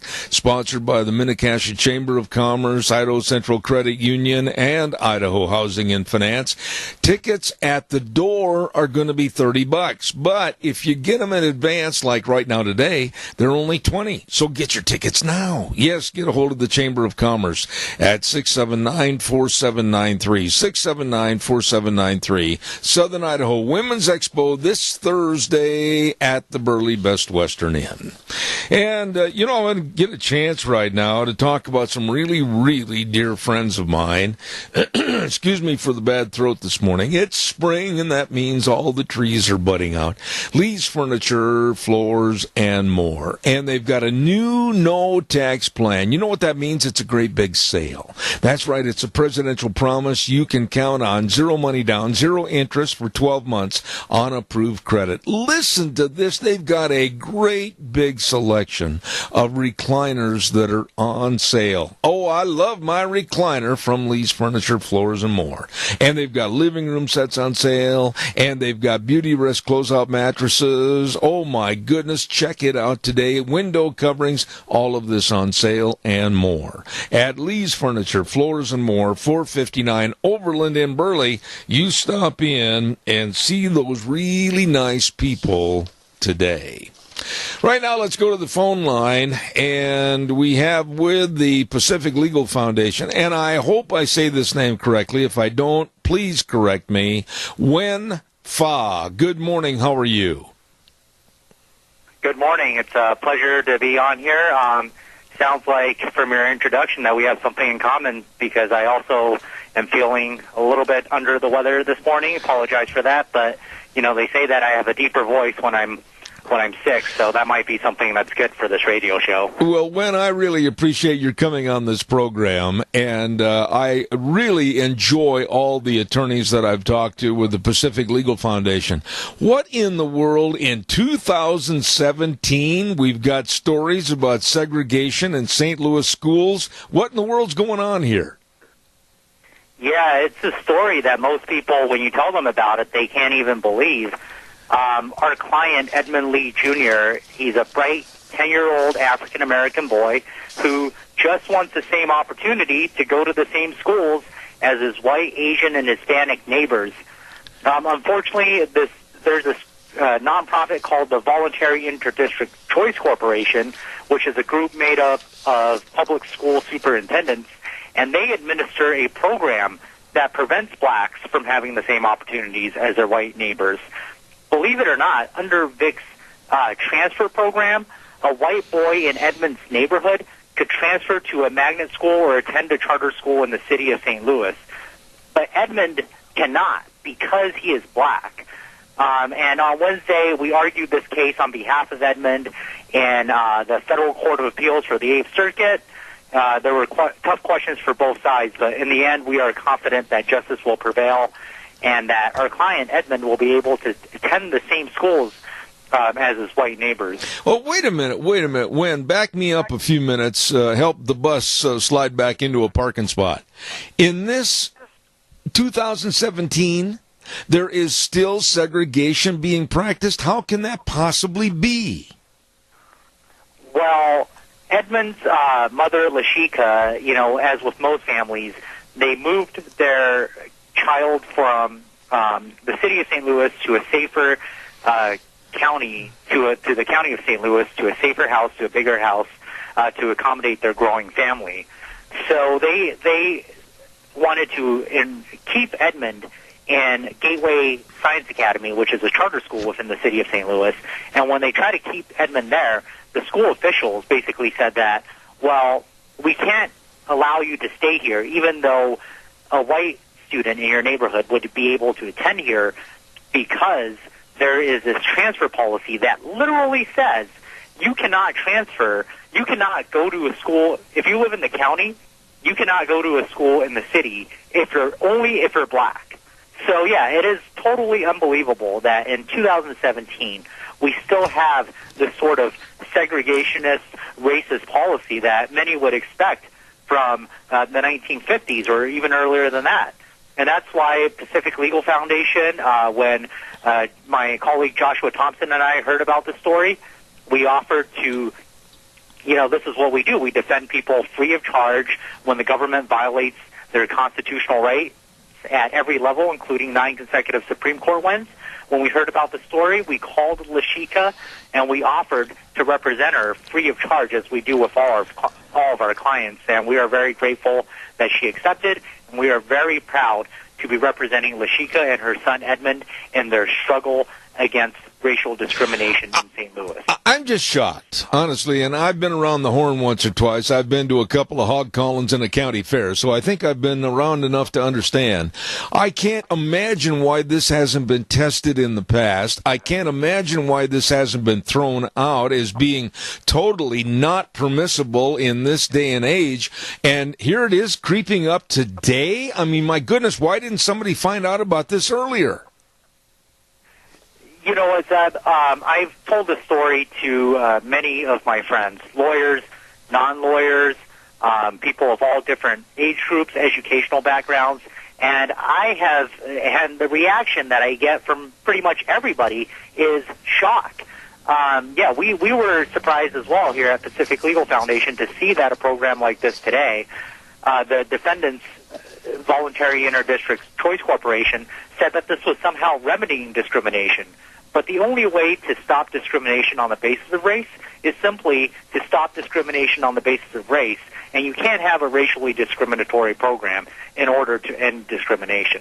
Yeah, but wait a minute. What about the school itself, Wen? I mean, come on. The school should be so embarrassed, and the school should be so cognizant of how this is an 1873 attitude, or like you said earlier, a 1960s Selma, Alabama attitude. They should have changed that thing on their own, should they not? Well, the school is actually, there's a complicated process.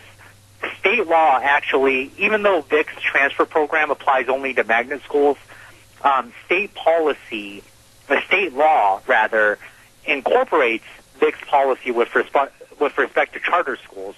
So the school, if it let Edmond in contradiction to state law, it stood to lose state funding for its charter school. So its hands were pretty much tied by state law in this area. And that was one of the questions that the judges asked at oral argument last week. They said, well, why didn't we, how is there a concrete, they asked about standing, which was basically in legal terms whether Edmond has a concrete stake in the outcome of this case. And it's easy to get lost in the legal jargon, so let me try to get at the heart of what's going on here. A 10-year-old boy is standing up for his right to be free from racial discrimination. Right. Of course he has a concrete stake in this case. And what's funny is when we filed this lawsuit, the defendant Vic said that Edmond's inability to attend Gateway Charter School was due to a, quote, straightforward application of its race-based transfer program, and now it's backtracking. But that doesn't change the fact that Vic administers this racially discriminatory program that forbids Edmond from going to the same magnet schools and the same charter schools as his white neighbors. When I understand that this young man, from what I've read, is a sharp young man, and what do you think the final outcome is going to be? He knows, he knows that evidently some people don't want him at that school. Is he evidently, if he wins, is he going to still attend that school? Well, let me respond to 2 points. First, I completely agree that Edmond, I've actually met him in person a few times. He's a very sharp man.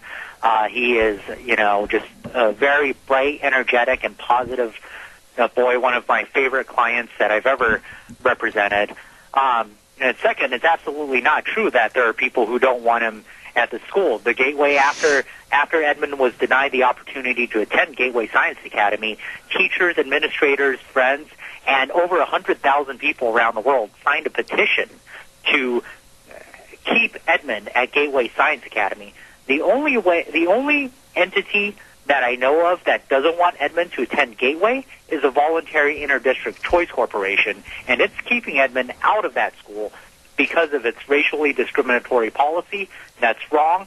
We are confident that we will win. In the words of Dr. Martin Luther King, the arc of the universe is long, but it bends toward justice, and that is precisely why we are extremely confident that we will prevail. Wait a minute. You made a statement there, and I want you to give me a greater approach to explaining that to me. You said there is a group of people at Gateway Science Academy that do not want to have this young man admitted. What kind of people are they? And my goodness, did somebody call them and please tell them this is 2017? No, I might have misspoke there. Everybody at Gateway actually does want Edmond to attend. because they see the same thing that we see, because they see that Edmund is a bright, positive young boy that is a benefit to Gateway Science Academy in that he improves the overall dynamic and academic quality of that school. So that's why what I said earlier was Gateway administrators, Gateway teachers, and Gateway students, and over 100,000 people across the world want Edmund to attend Gateway Charter School. The only people who don't want him to attend is the defendant in this case, the Voluntary Interdistrict Choice Corporation, which is a group made up of public school superintendents. They're the only ones who don't want Edmund to attend. They want to discriminate on the basis of race.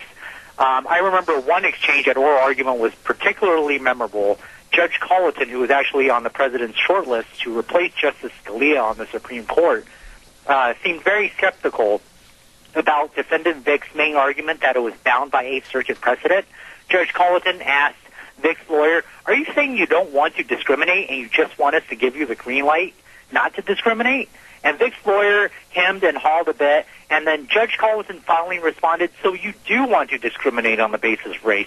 And that's the only entity that wants to keep Edmund out of Gateway, the Voluntary Interdistrict Choice Corporation, and that's why we sued him in a federal constitutional civil rights lawsuit. You know, this is sad for me because when I went to school back in Wisconsin, where I was born and raised, and there was no such thing as color. I mean, come on, let's get real.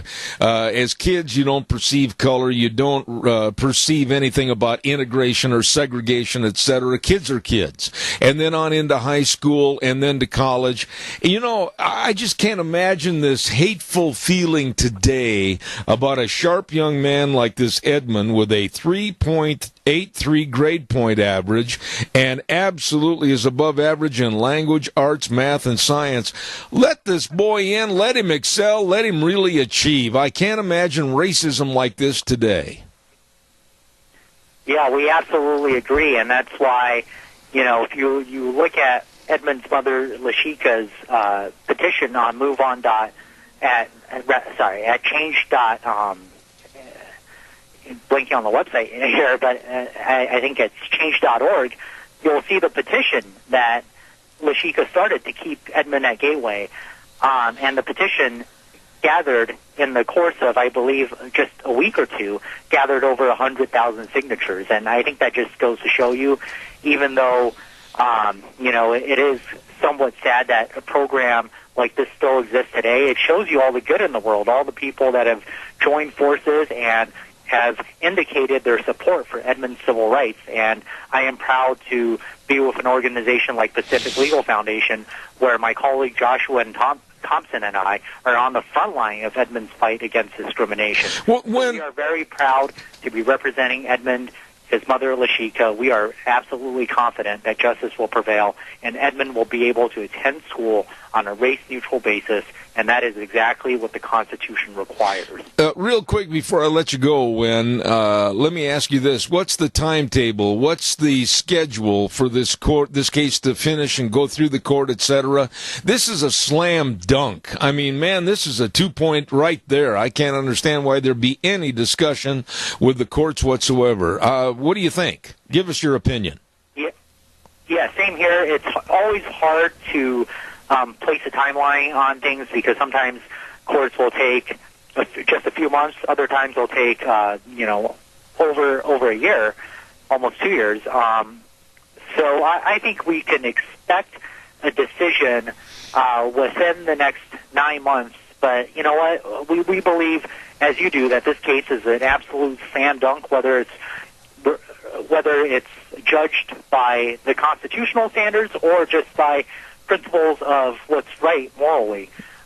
So we are prepared, and I think Edmund and Lashika are prepared to take this case all the way up to the Supreme Court if we need to. We are extremely successful at that level with 9 Supreme Court victories and another case heard just a few weeks ago and was from Wisconsin. So we are very confident that in the end we will prepare, whether at the 8th Circuit or at the Supreme Court. I really appreciate you coming on. I think this is the first time I've had this gentleman on my program, and I hope he comes back in the future with the Pacific Legal Foundation, WENFA. And what about people that want to follow this case? How can they do that with Pacific Legal Foundation? Right, well, we have, they can follow this case on our website at pacificlegal.org, or they can read about this case on our blog at blog.pacificlegal.org. You're a good man, and you're doing this for the right reason. God bless you, my friend. Thank you so much. Thanks for having me on. All right, sir. WENFA with the Pacific Legal Foundation, and I've had a lot of their attorneys on and a lot of their stories, and a gentleman by the name of Colin Callahan is the man that lines up all these things for my program, and he does a great job. Thank you very much. Can you imagine, in this day and age, come on, just think about it, segregation, and not letting that young black student go to the school of his parents' choice because of a very archaic-minded group of people that want to still keep segregation in our country? Hey, by the way, on Thursdays, we have a segment on our program called Cassia County School Days.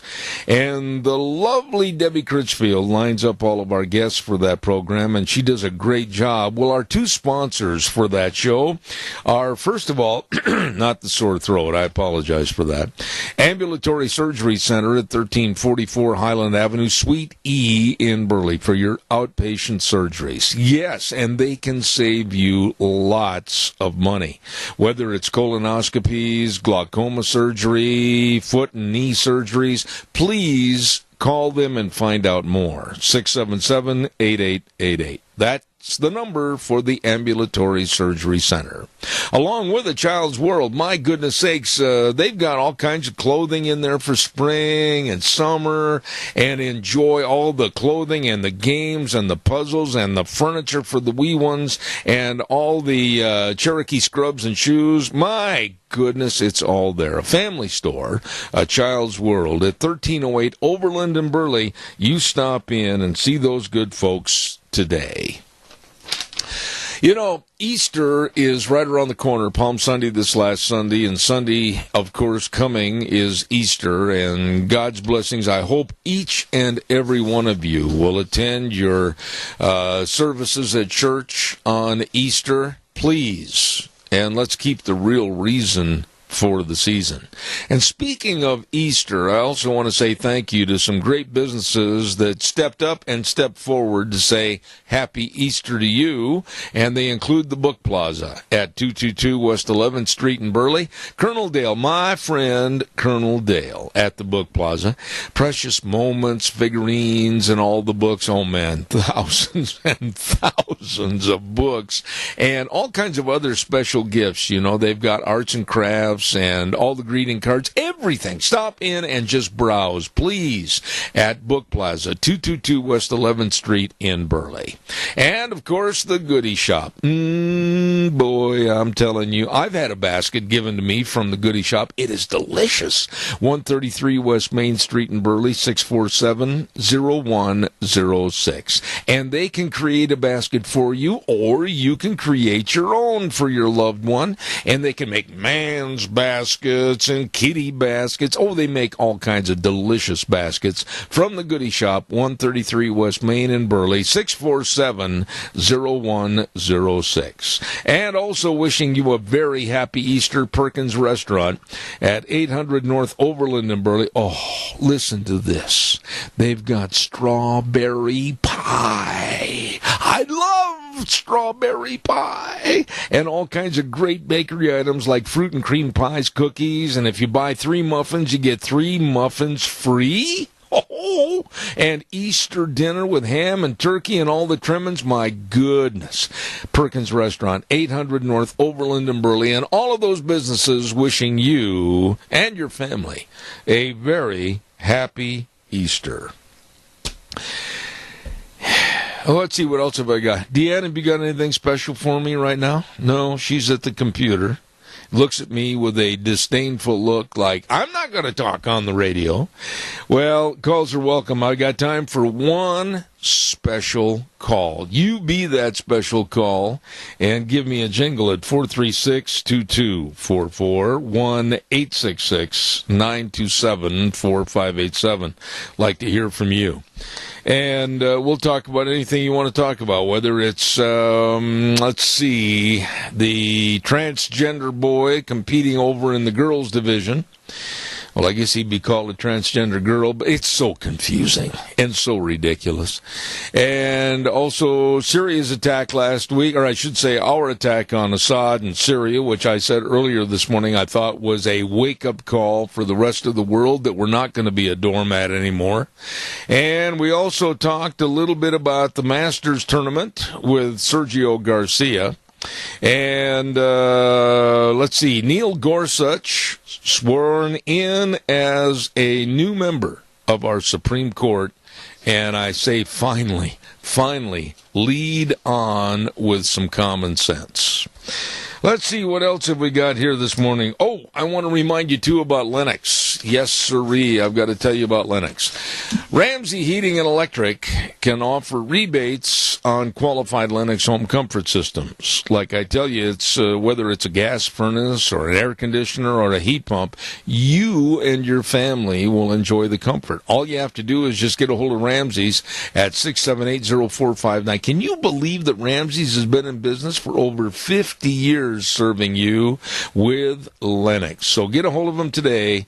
Lennox and Ramsey's, where they provide warm winters and cool summers. You call them today. Right now, we're going to get ready to send it back over to our main studios, and we'll have a little break here for about 2 or 3 minutes. A quick reminder again about Russell Smith. He is up at the Idaho State Veterans Home at 1957 Alvin Ricken Drive, room 70 in Pocatello, 83201. His big birthday, Deanne, is he going to be 93? Is that what we decided on? 92. And his birthday's coming up on May 6th, but I want everybody to start sending him cards and letters and well wishes. Russell Smith, a dear friend of this program, 3 times Purple Heart recipient for this great country. Right now, back over to our main studios. I'll be back in a couple of minutes.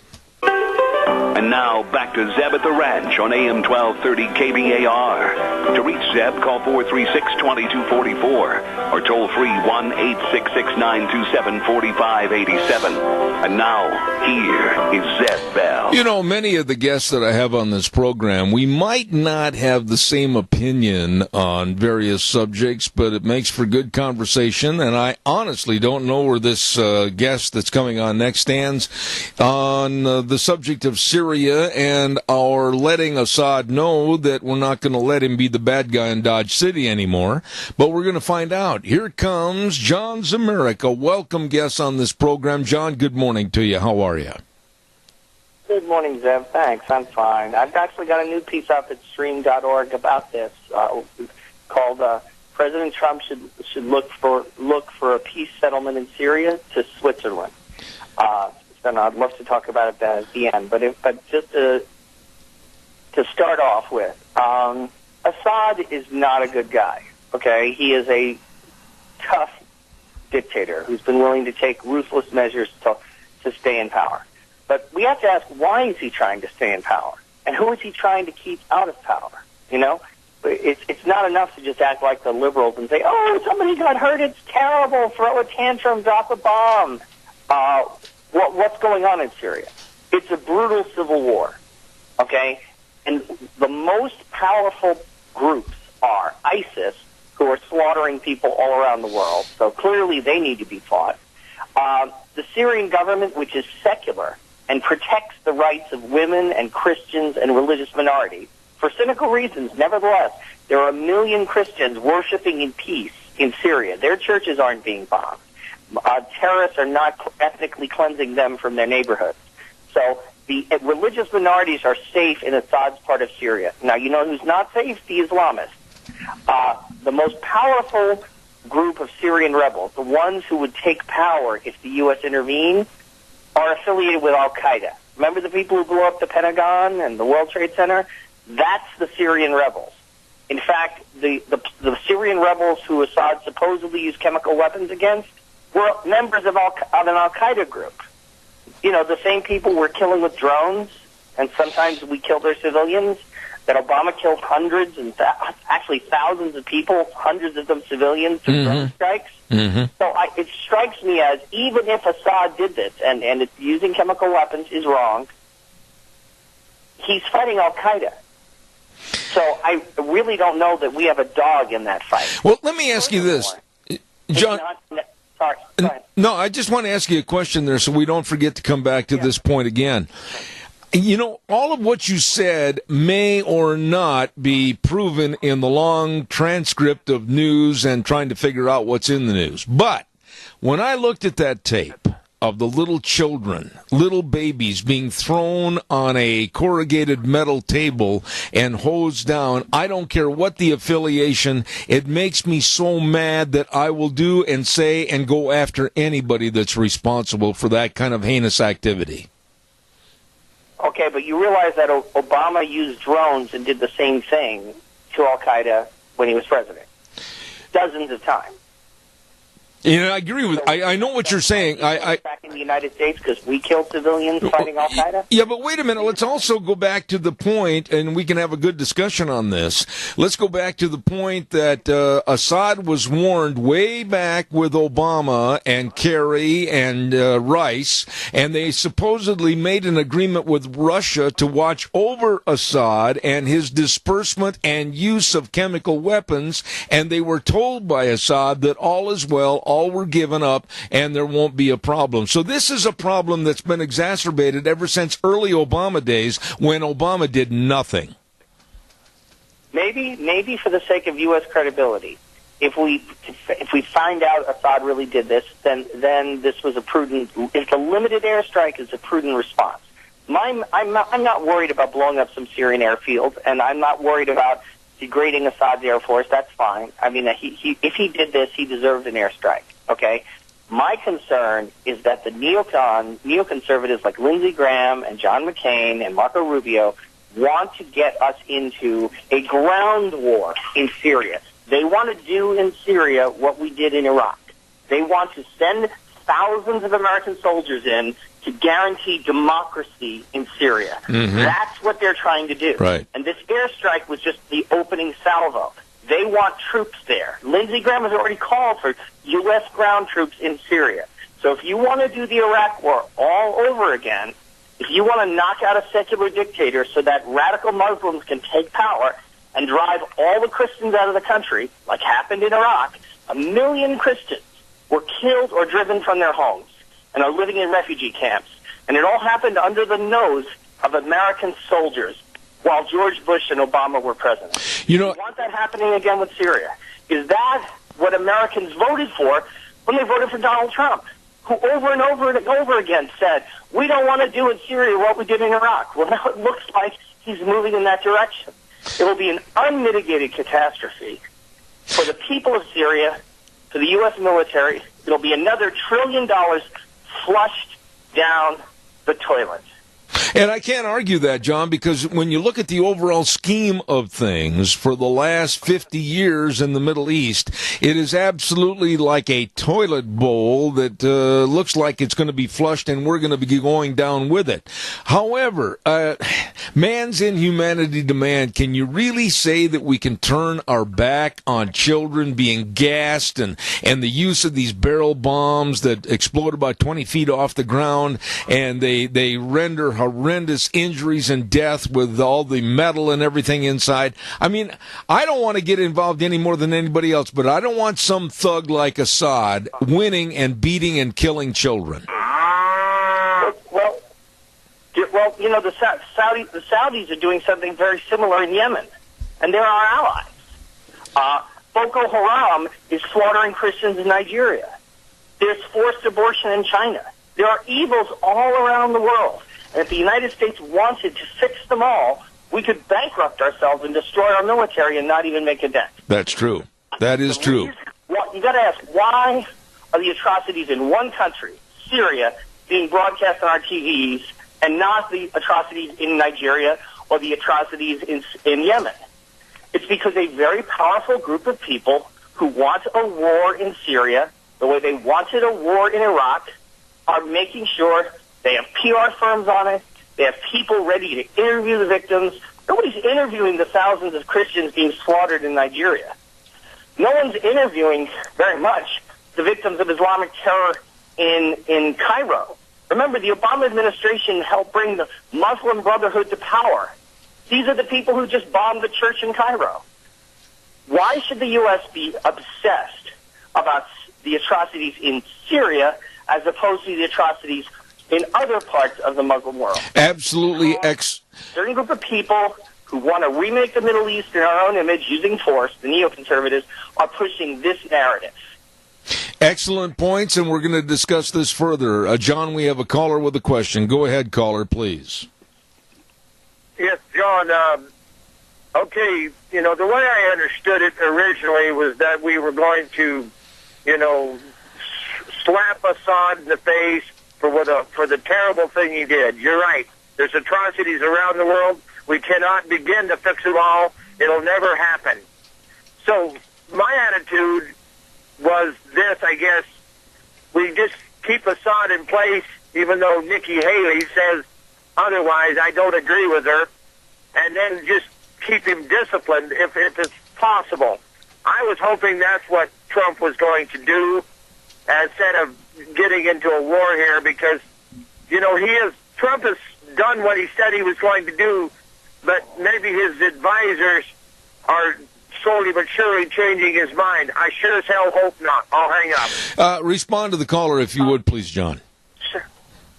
I would like to see Assad peaceably removed from power through a deal with the Russians. And I've got a piece up at stream.org about there's a peace plan that the Russians and the Syrians and the Turks were talking about that the U.S. didn't take part in the peace plan. But that peace plan actually makes a lot of sense. It involves basically splitting Iraq up into a decentralized country with a very weak central government with regions, a region for the Kurds and the Christians, a region for the Alawites and the Christians, a region for the Sunnis. Not totally splitting the country up, but decentralizing it like Switzerland. That is the plan that actually has the most hope. I would like to see the U.S. get on board with that plan and work with the Russians to ease Assad out of power, keep that region that he controls, keep that safe for Christians and for Alawites and Shiites and other religious minorities. I don't want to see the million Christians of Syria under Al-Qaeda. Because, we hear all about what ISIS does to Christians. The Syrian rebels, the Al-Qaeda rebels, have also been ethnically cleansing the Christians from Syria. I'm in touch with Syrian Christians. They are just as afraid of the so-called moderate rebels as they are of ISIS. So I don't want to put those people in power the way we did in Iraq. We left radical Shiite Muslims allied with Iran in power in Iraq. So all our men fought for, all that money we spent, it accomplished absolutely nothing.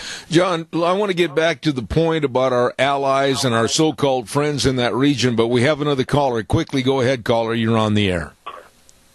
Yes, a question for your guest is when you talk about the rebels, they're pretty much terrorists and they're targeting Christians.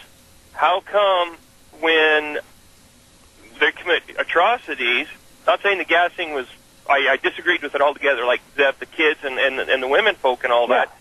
Why couldn't they go in and eliminate the terrorists? Are they hiding amongst the civilians like we see in other regions of the world?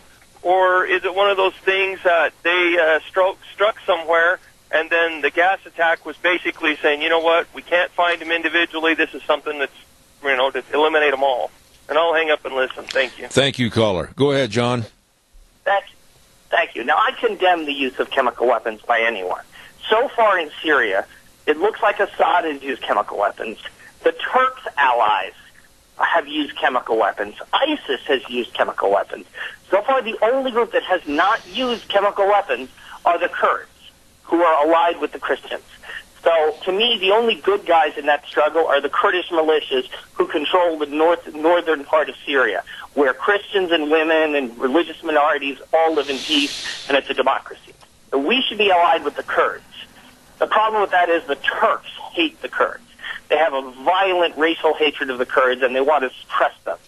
So I think what we need to do is basically throw Turkey to the wolves and ally with the Kurds, work with the Kurds and the Russians to restrain Iran, get Assad out of power, and decentralize the country. Okay, now, right there, get Assad out of power. That leads me to what I was going to ask a few moments ago.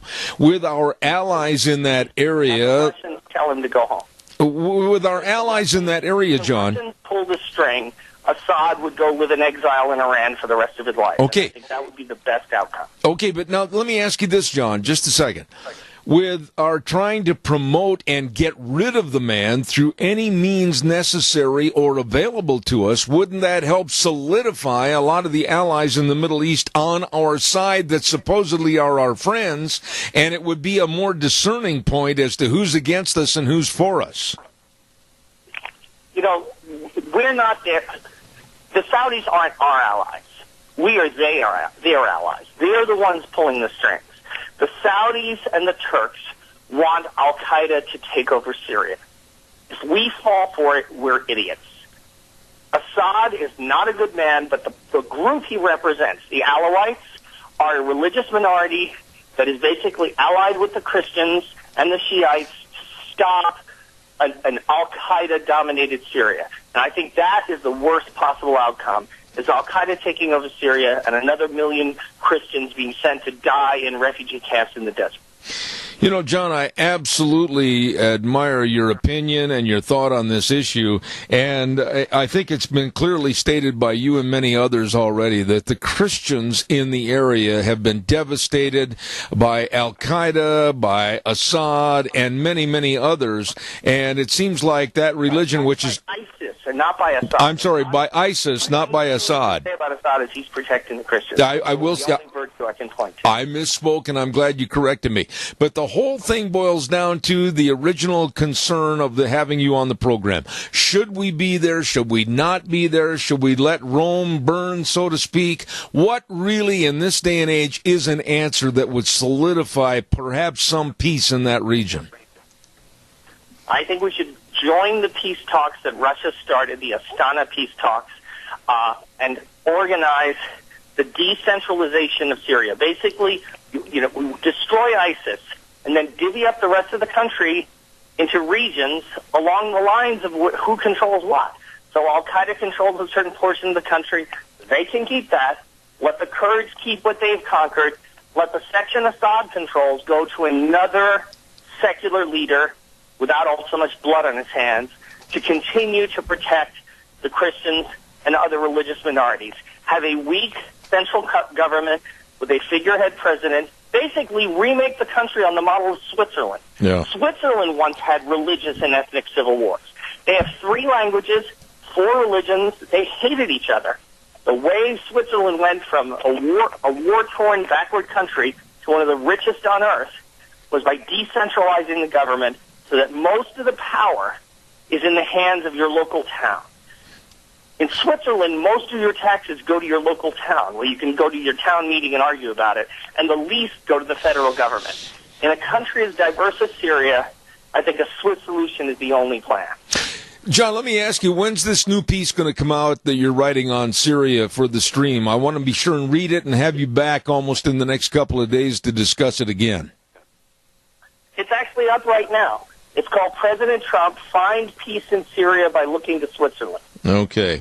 I am going to get a copy of it, and I'll be in touch with you. And, sir, I say God's blessings, and thank you, John. Always a well-thought-out conversation. I appreciate it. Thank you very much. Thank you. God bless. John Zemurek and his thoughts on Syria and the mess in the Middle East, and it is a huge hole, if you will, that is just basically sucking everybody else into as Syria, Iran, Iraq, Afghanistan, the whole world, and a lot of people saying possible Armageddon in that region of the world.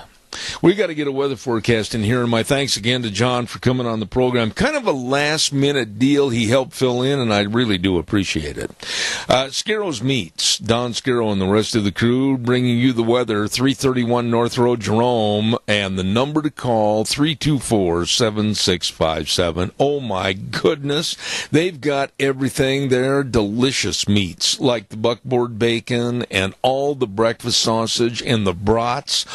Love their brats. You will too. Just be sure and give them a call or stop in. And they are changing the way we eat, one delicious bite at a time. Scarro's Meats. Right now, here's the weather. Here is your weather forecast as we get ready to kick off another work week here in our area, and it's going to be a beautiful day. Mostly sunny skies, maybe a few clouds, winds out of the southwest right around 10 to 20 miles an hour, pretty much holding steady right around 13. High of 56 tonight, low of 32 for tomorrow. Mostly cloudy skies, slightly breezy, high of 60 with an overnight low of 39. Going to see lots of sunshine for Wednesday. Mostly sunny skies, high close to 70, overnight low of 46. Then we do have about an 80% chance of rain showers for Thursday. Winds are going to be picking up to about 20 miles an hour out of the southwest, and a high of 60, overnight low of 38. Everything calming down for Friday, mostly cloudy skies, and 52. Want to see the sunset tonight? Be outside right around 8:11. That is your weather for Zeb at the Ranch. Thank you, Gina. And she always does a very good job on the weather. And I know somebody that does a good job on meat, and that's Scarro's Meats. Don Scarrow and his entire crew at 331 North Road, Jerome. You can go to their website, scarrowsmeats.com, or give them a call at 324-7657. Scarro's Meats, they are changing the way we eat, one delicious bite at a time. Woo-hoo, good people. Let me give you a little rundown as to what I've got for tomorrow morning, and then I would certainly appreciate some more phone calls at 436-2244, 1-866-927-4587. We're going to have Frosty Woldridge on again tomorrow, and I know that he's got some interesting insight as to some of the latest pieces that he's written on immigration, etc. Then at 9:30, one of my favorite people, Dr. Gerard Lamaro, is going to be getting on, talking about the Trump administration and where they are after the first 100 days. And then, of course, Dr. History is going to be here in the studio at 10:06, so don't miss that, with Dr. Ken Turner. One of our favorite segments and one of the most popular around the world, as a matter of fact. People listening in from all over the world, various countries. And we're still working on our 10:30 guests for tomorrow morning, so it should be a really good program on Tuesday. By the way, Scott Gano Landscaping and Sprinkler Service. Here's the number to write down and the number for you to call, 438-2485. And I'm telling you right now, you better get a hold of them for all your fruit tree trimming and your other tree trimming jobs. And don't forget, now's the time to be thinking about putting in a sprinkler service for this year, a brand new one, or repair your sprinkler system from last year. Now's the time. Get an appointment set up. You call them at 438-2485. That number again, 438-2485. Scott Gano Landscaping and Sprinkler Service, serving you. Oh, my. Let's see what else have I got cooking here this morning. I don't have time to get into that other story about what was in the newspaper yesterday, so I think I'll hit that first hour tomorrow morning. But I would like to say right now, thank you to our major corporate sponsor as I wait for your calls. I got time for another phone call. And that's, of course, your Magic Valley Les Schwab Tire Centers. Doing the right thing matters. And they're having a big spring tire sale right now. Tires like the Mastercraft LTR SDR pickup and SUV tire on sale. Or like the Eclipse tire for your cars. All-season traction, advanced tread design, on sale now. You stop in at any one of the 7 locations, they can and will serve you with new tires. And, of course, the best in brake service. Shocks and struts, front end alignments, batteries, it's all there, and they all care. Lane and Rupert, Dave on Blue Lakes and Twin, Mike and Buell, Mike and Jerome, the Twist family in Paul, Daniel on Pole Line in Twin Falls, and my buddy Randy on Overland in Burley. Yes, they are the best. Your Magic Valley, Les Schwab Tire Centers. I want to remind you that coming up on Thursday, the 20th, not this week, but next week on the 20th, we will have our next lunch bunch at Denny's Restaurant and 611 North Overland in Burley, and it's going to be our April Fool lunch bunch. Everybody try to be there. And we want to say thanks to Smith's Food, Handsome Mortuary, and Stokes, and Doug Martin for all of our gifts that we draw for. And so I want you to put it on the calendar right now that it will be on the 20th, Thursday the 20th at 11:30, lunch bunch at Denny's Restaurant, America's Diner. One more time, I'm going to hit this morning. A benefit dinner and auction going to be held at 6:30 p.m. this Thursday, the 13th, at the Raft River High School gym, and it's proceeds going to the Whitaker family. They really had a massive amount of loss in the flooding that took place over in Malda. And if you'd like to make donations for the auction or the family, contact Lindsay Udy at 431-5514 or Julianne Loftmiller at 539-7303. That's coming up on this Thursday. That's it for today. We're going to wrap it up, put it back in the box, and say thank you for listening. Zeb at the Ranch on a Monday. And remember, the way things were are the way things ought to be. We'll see you tomorrow morning at 8:06. Wheels, good job, buddy. See you tomorrow morning.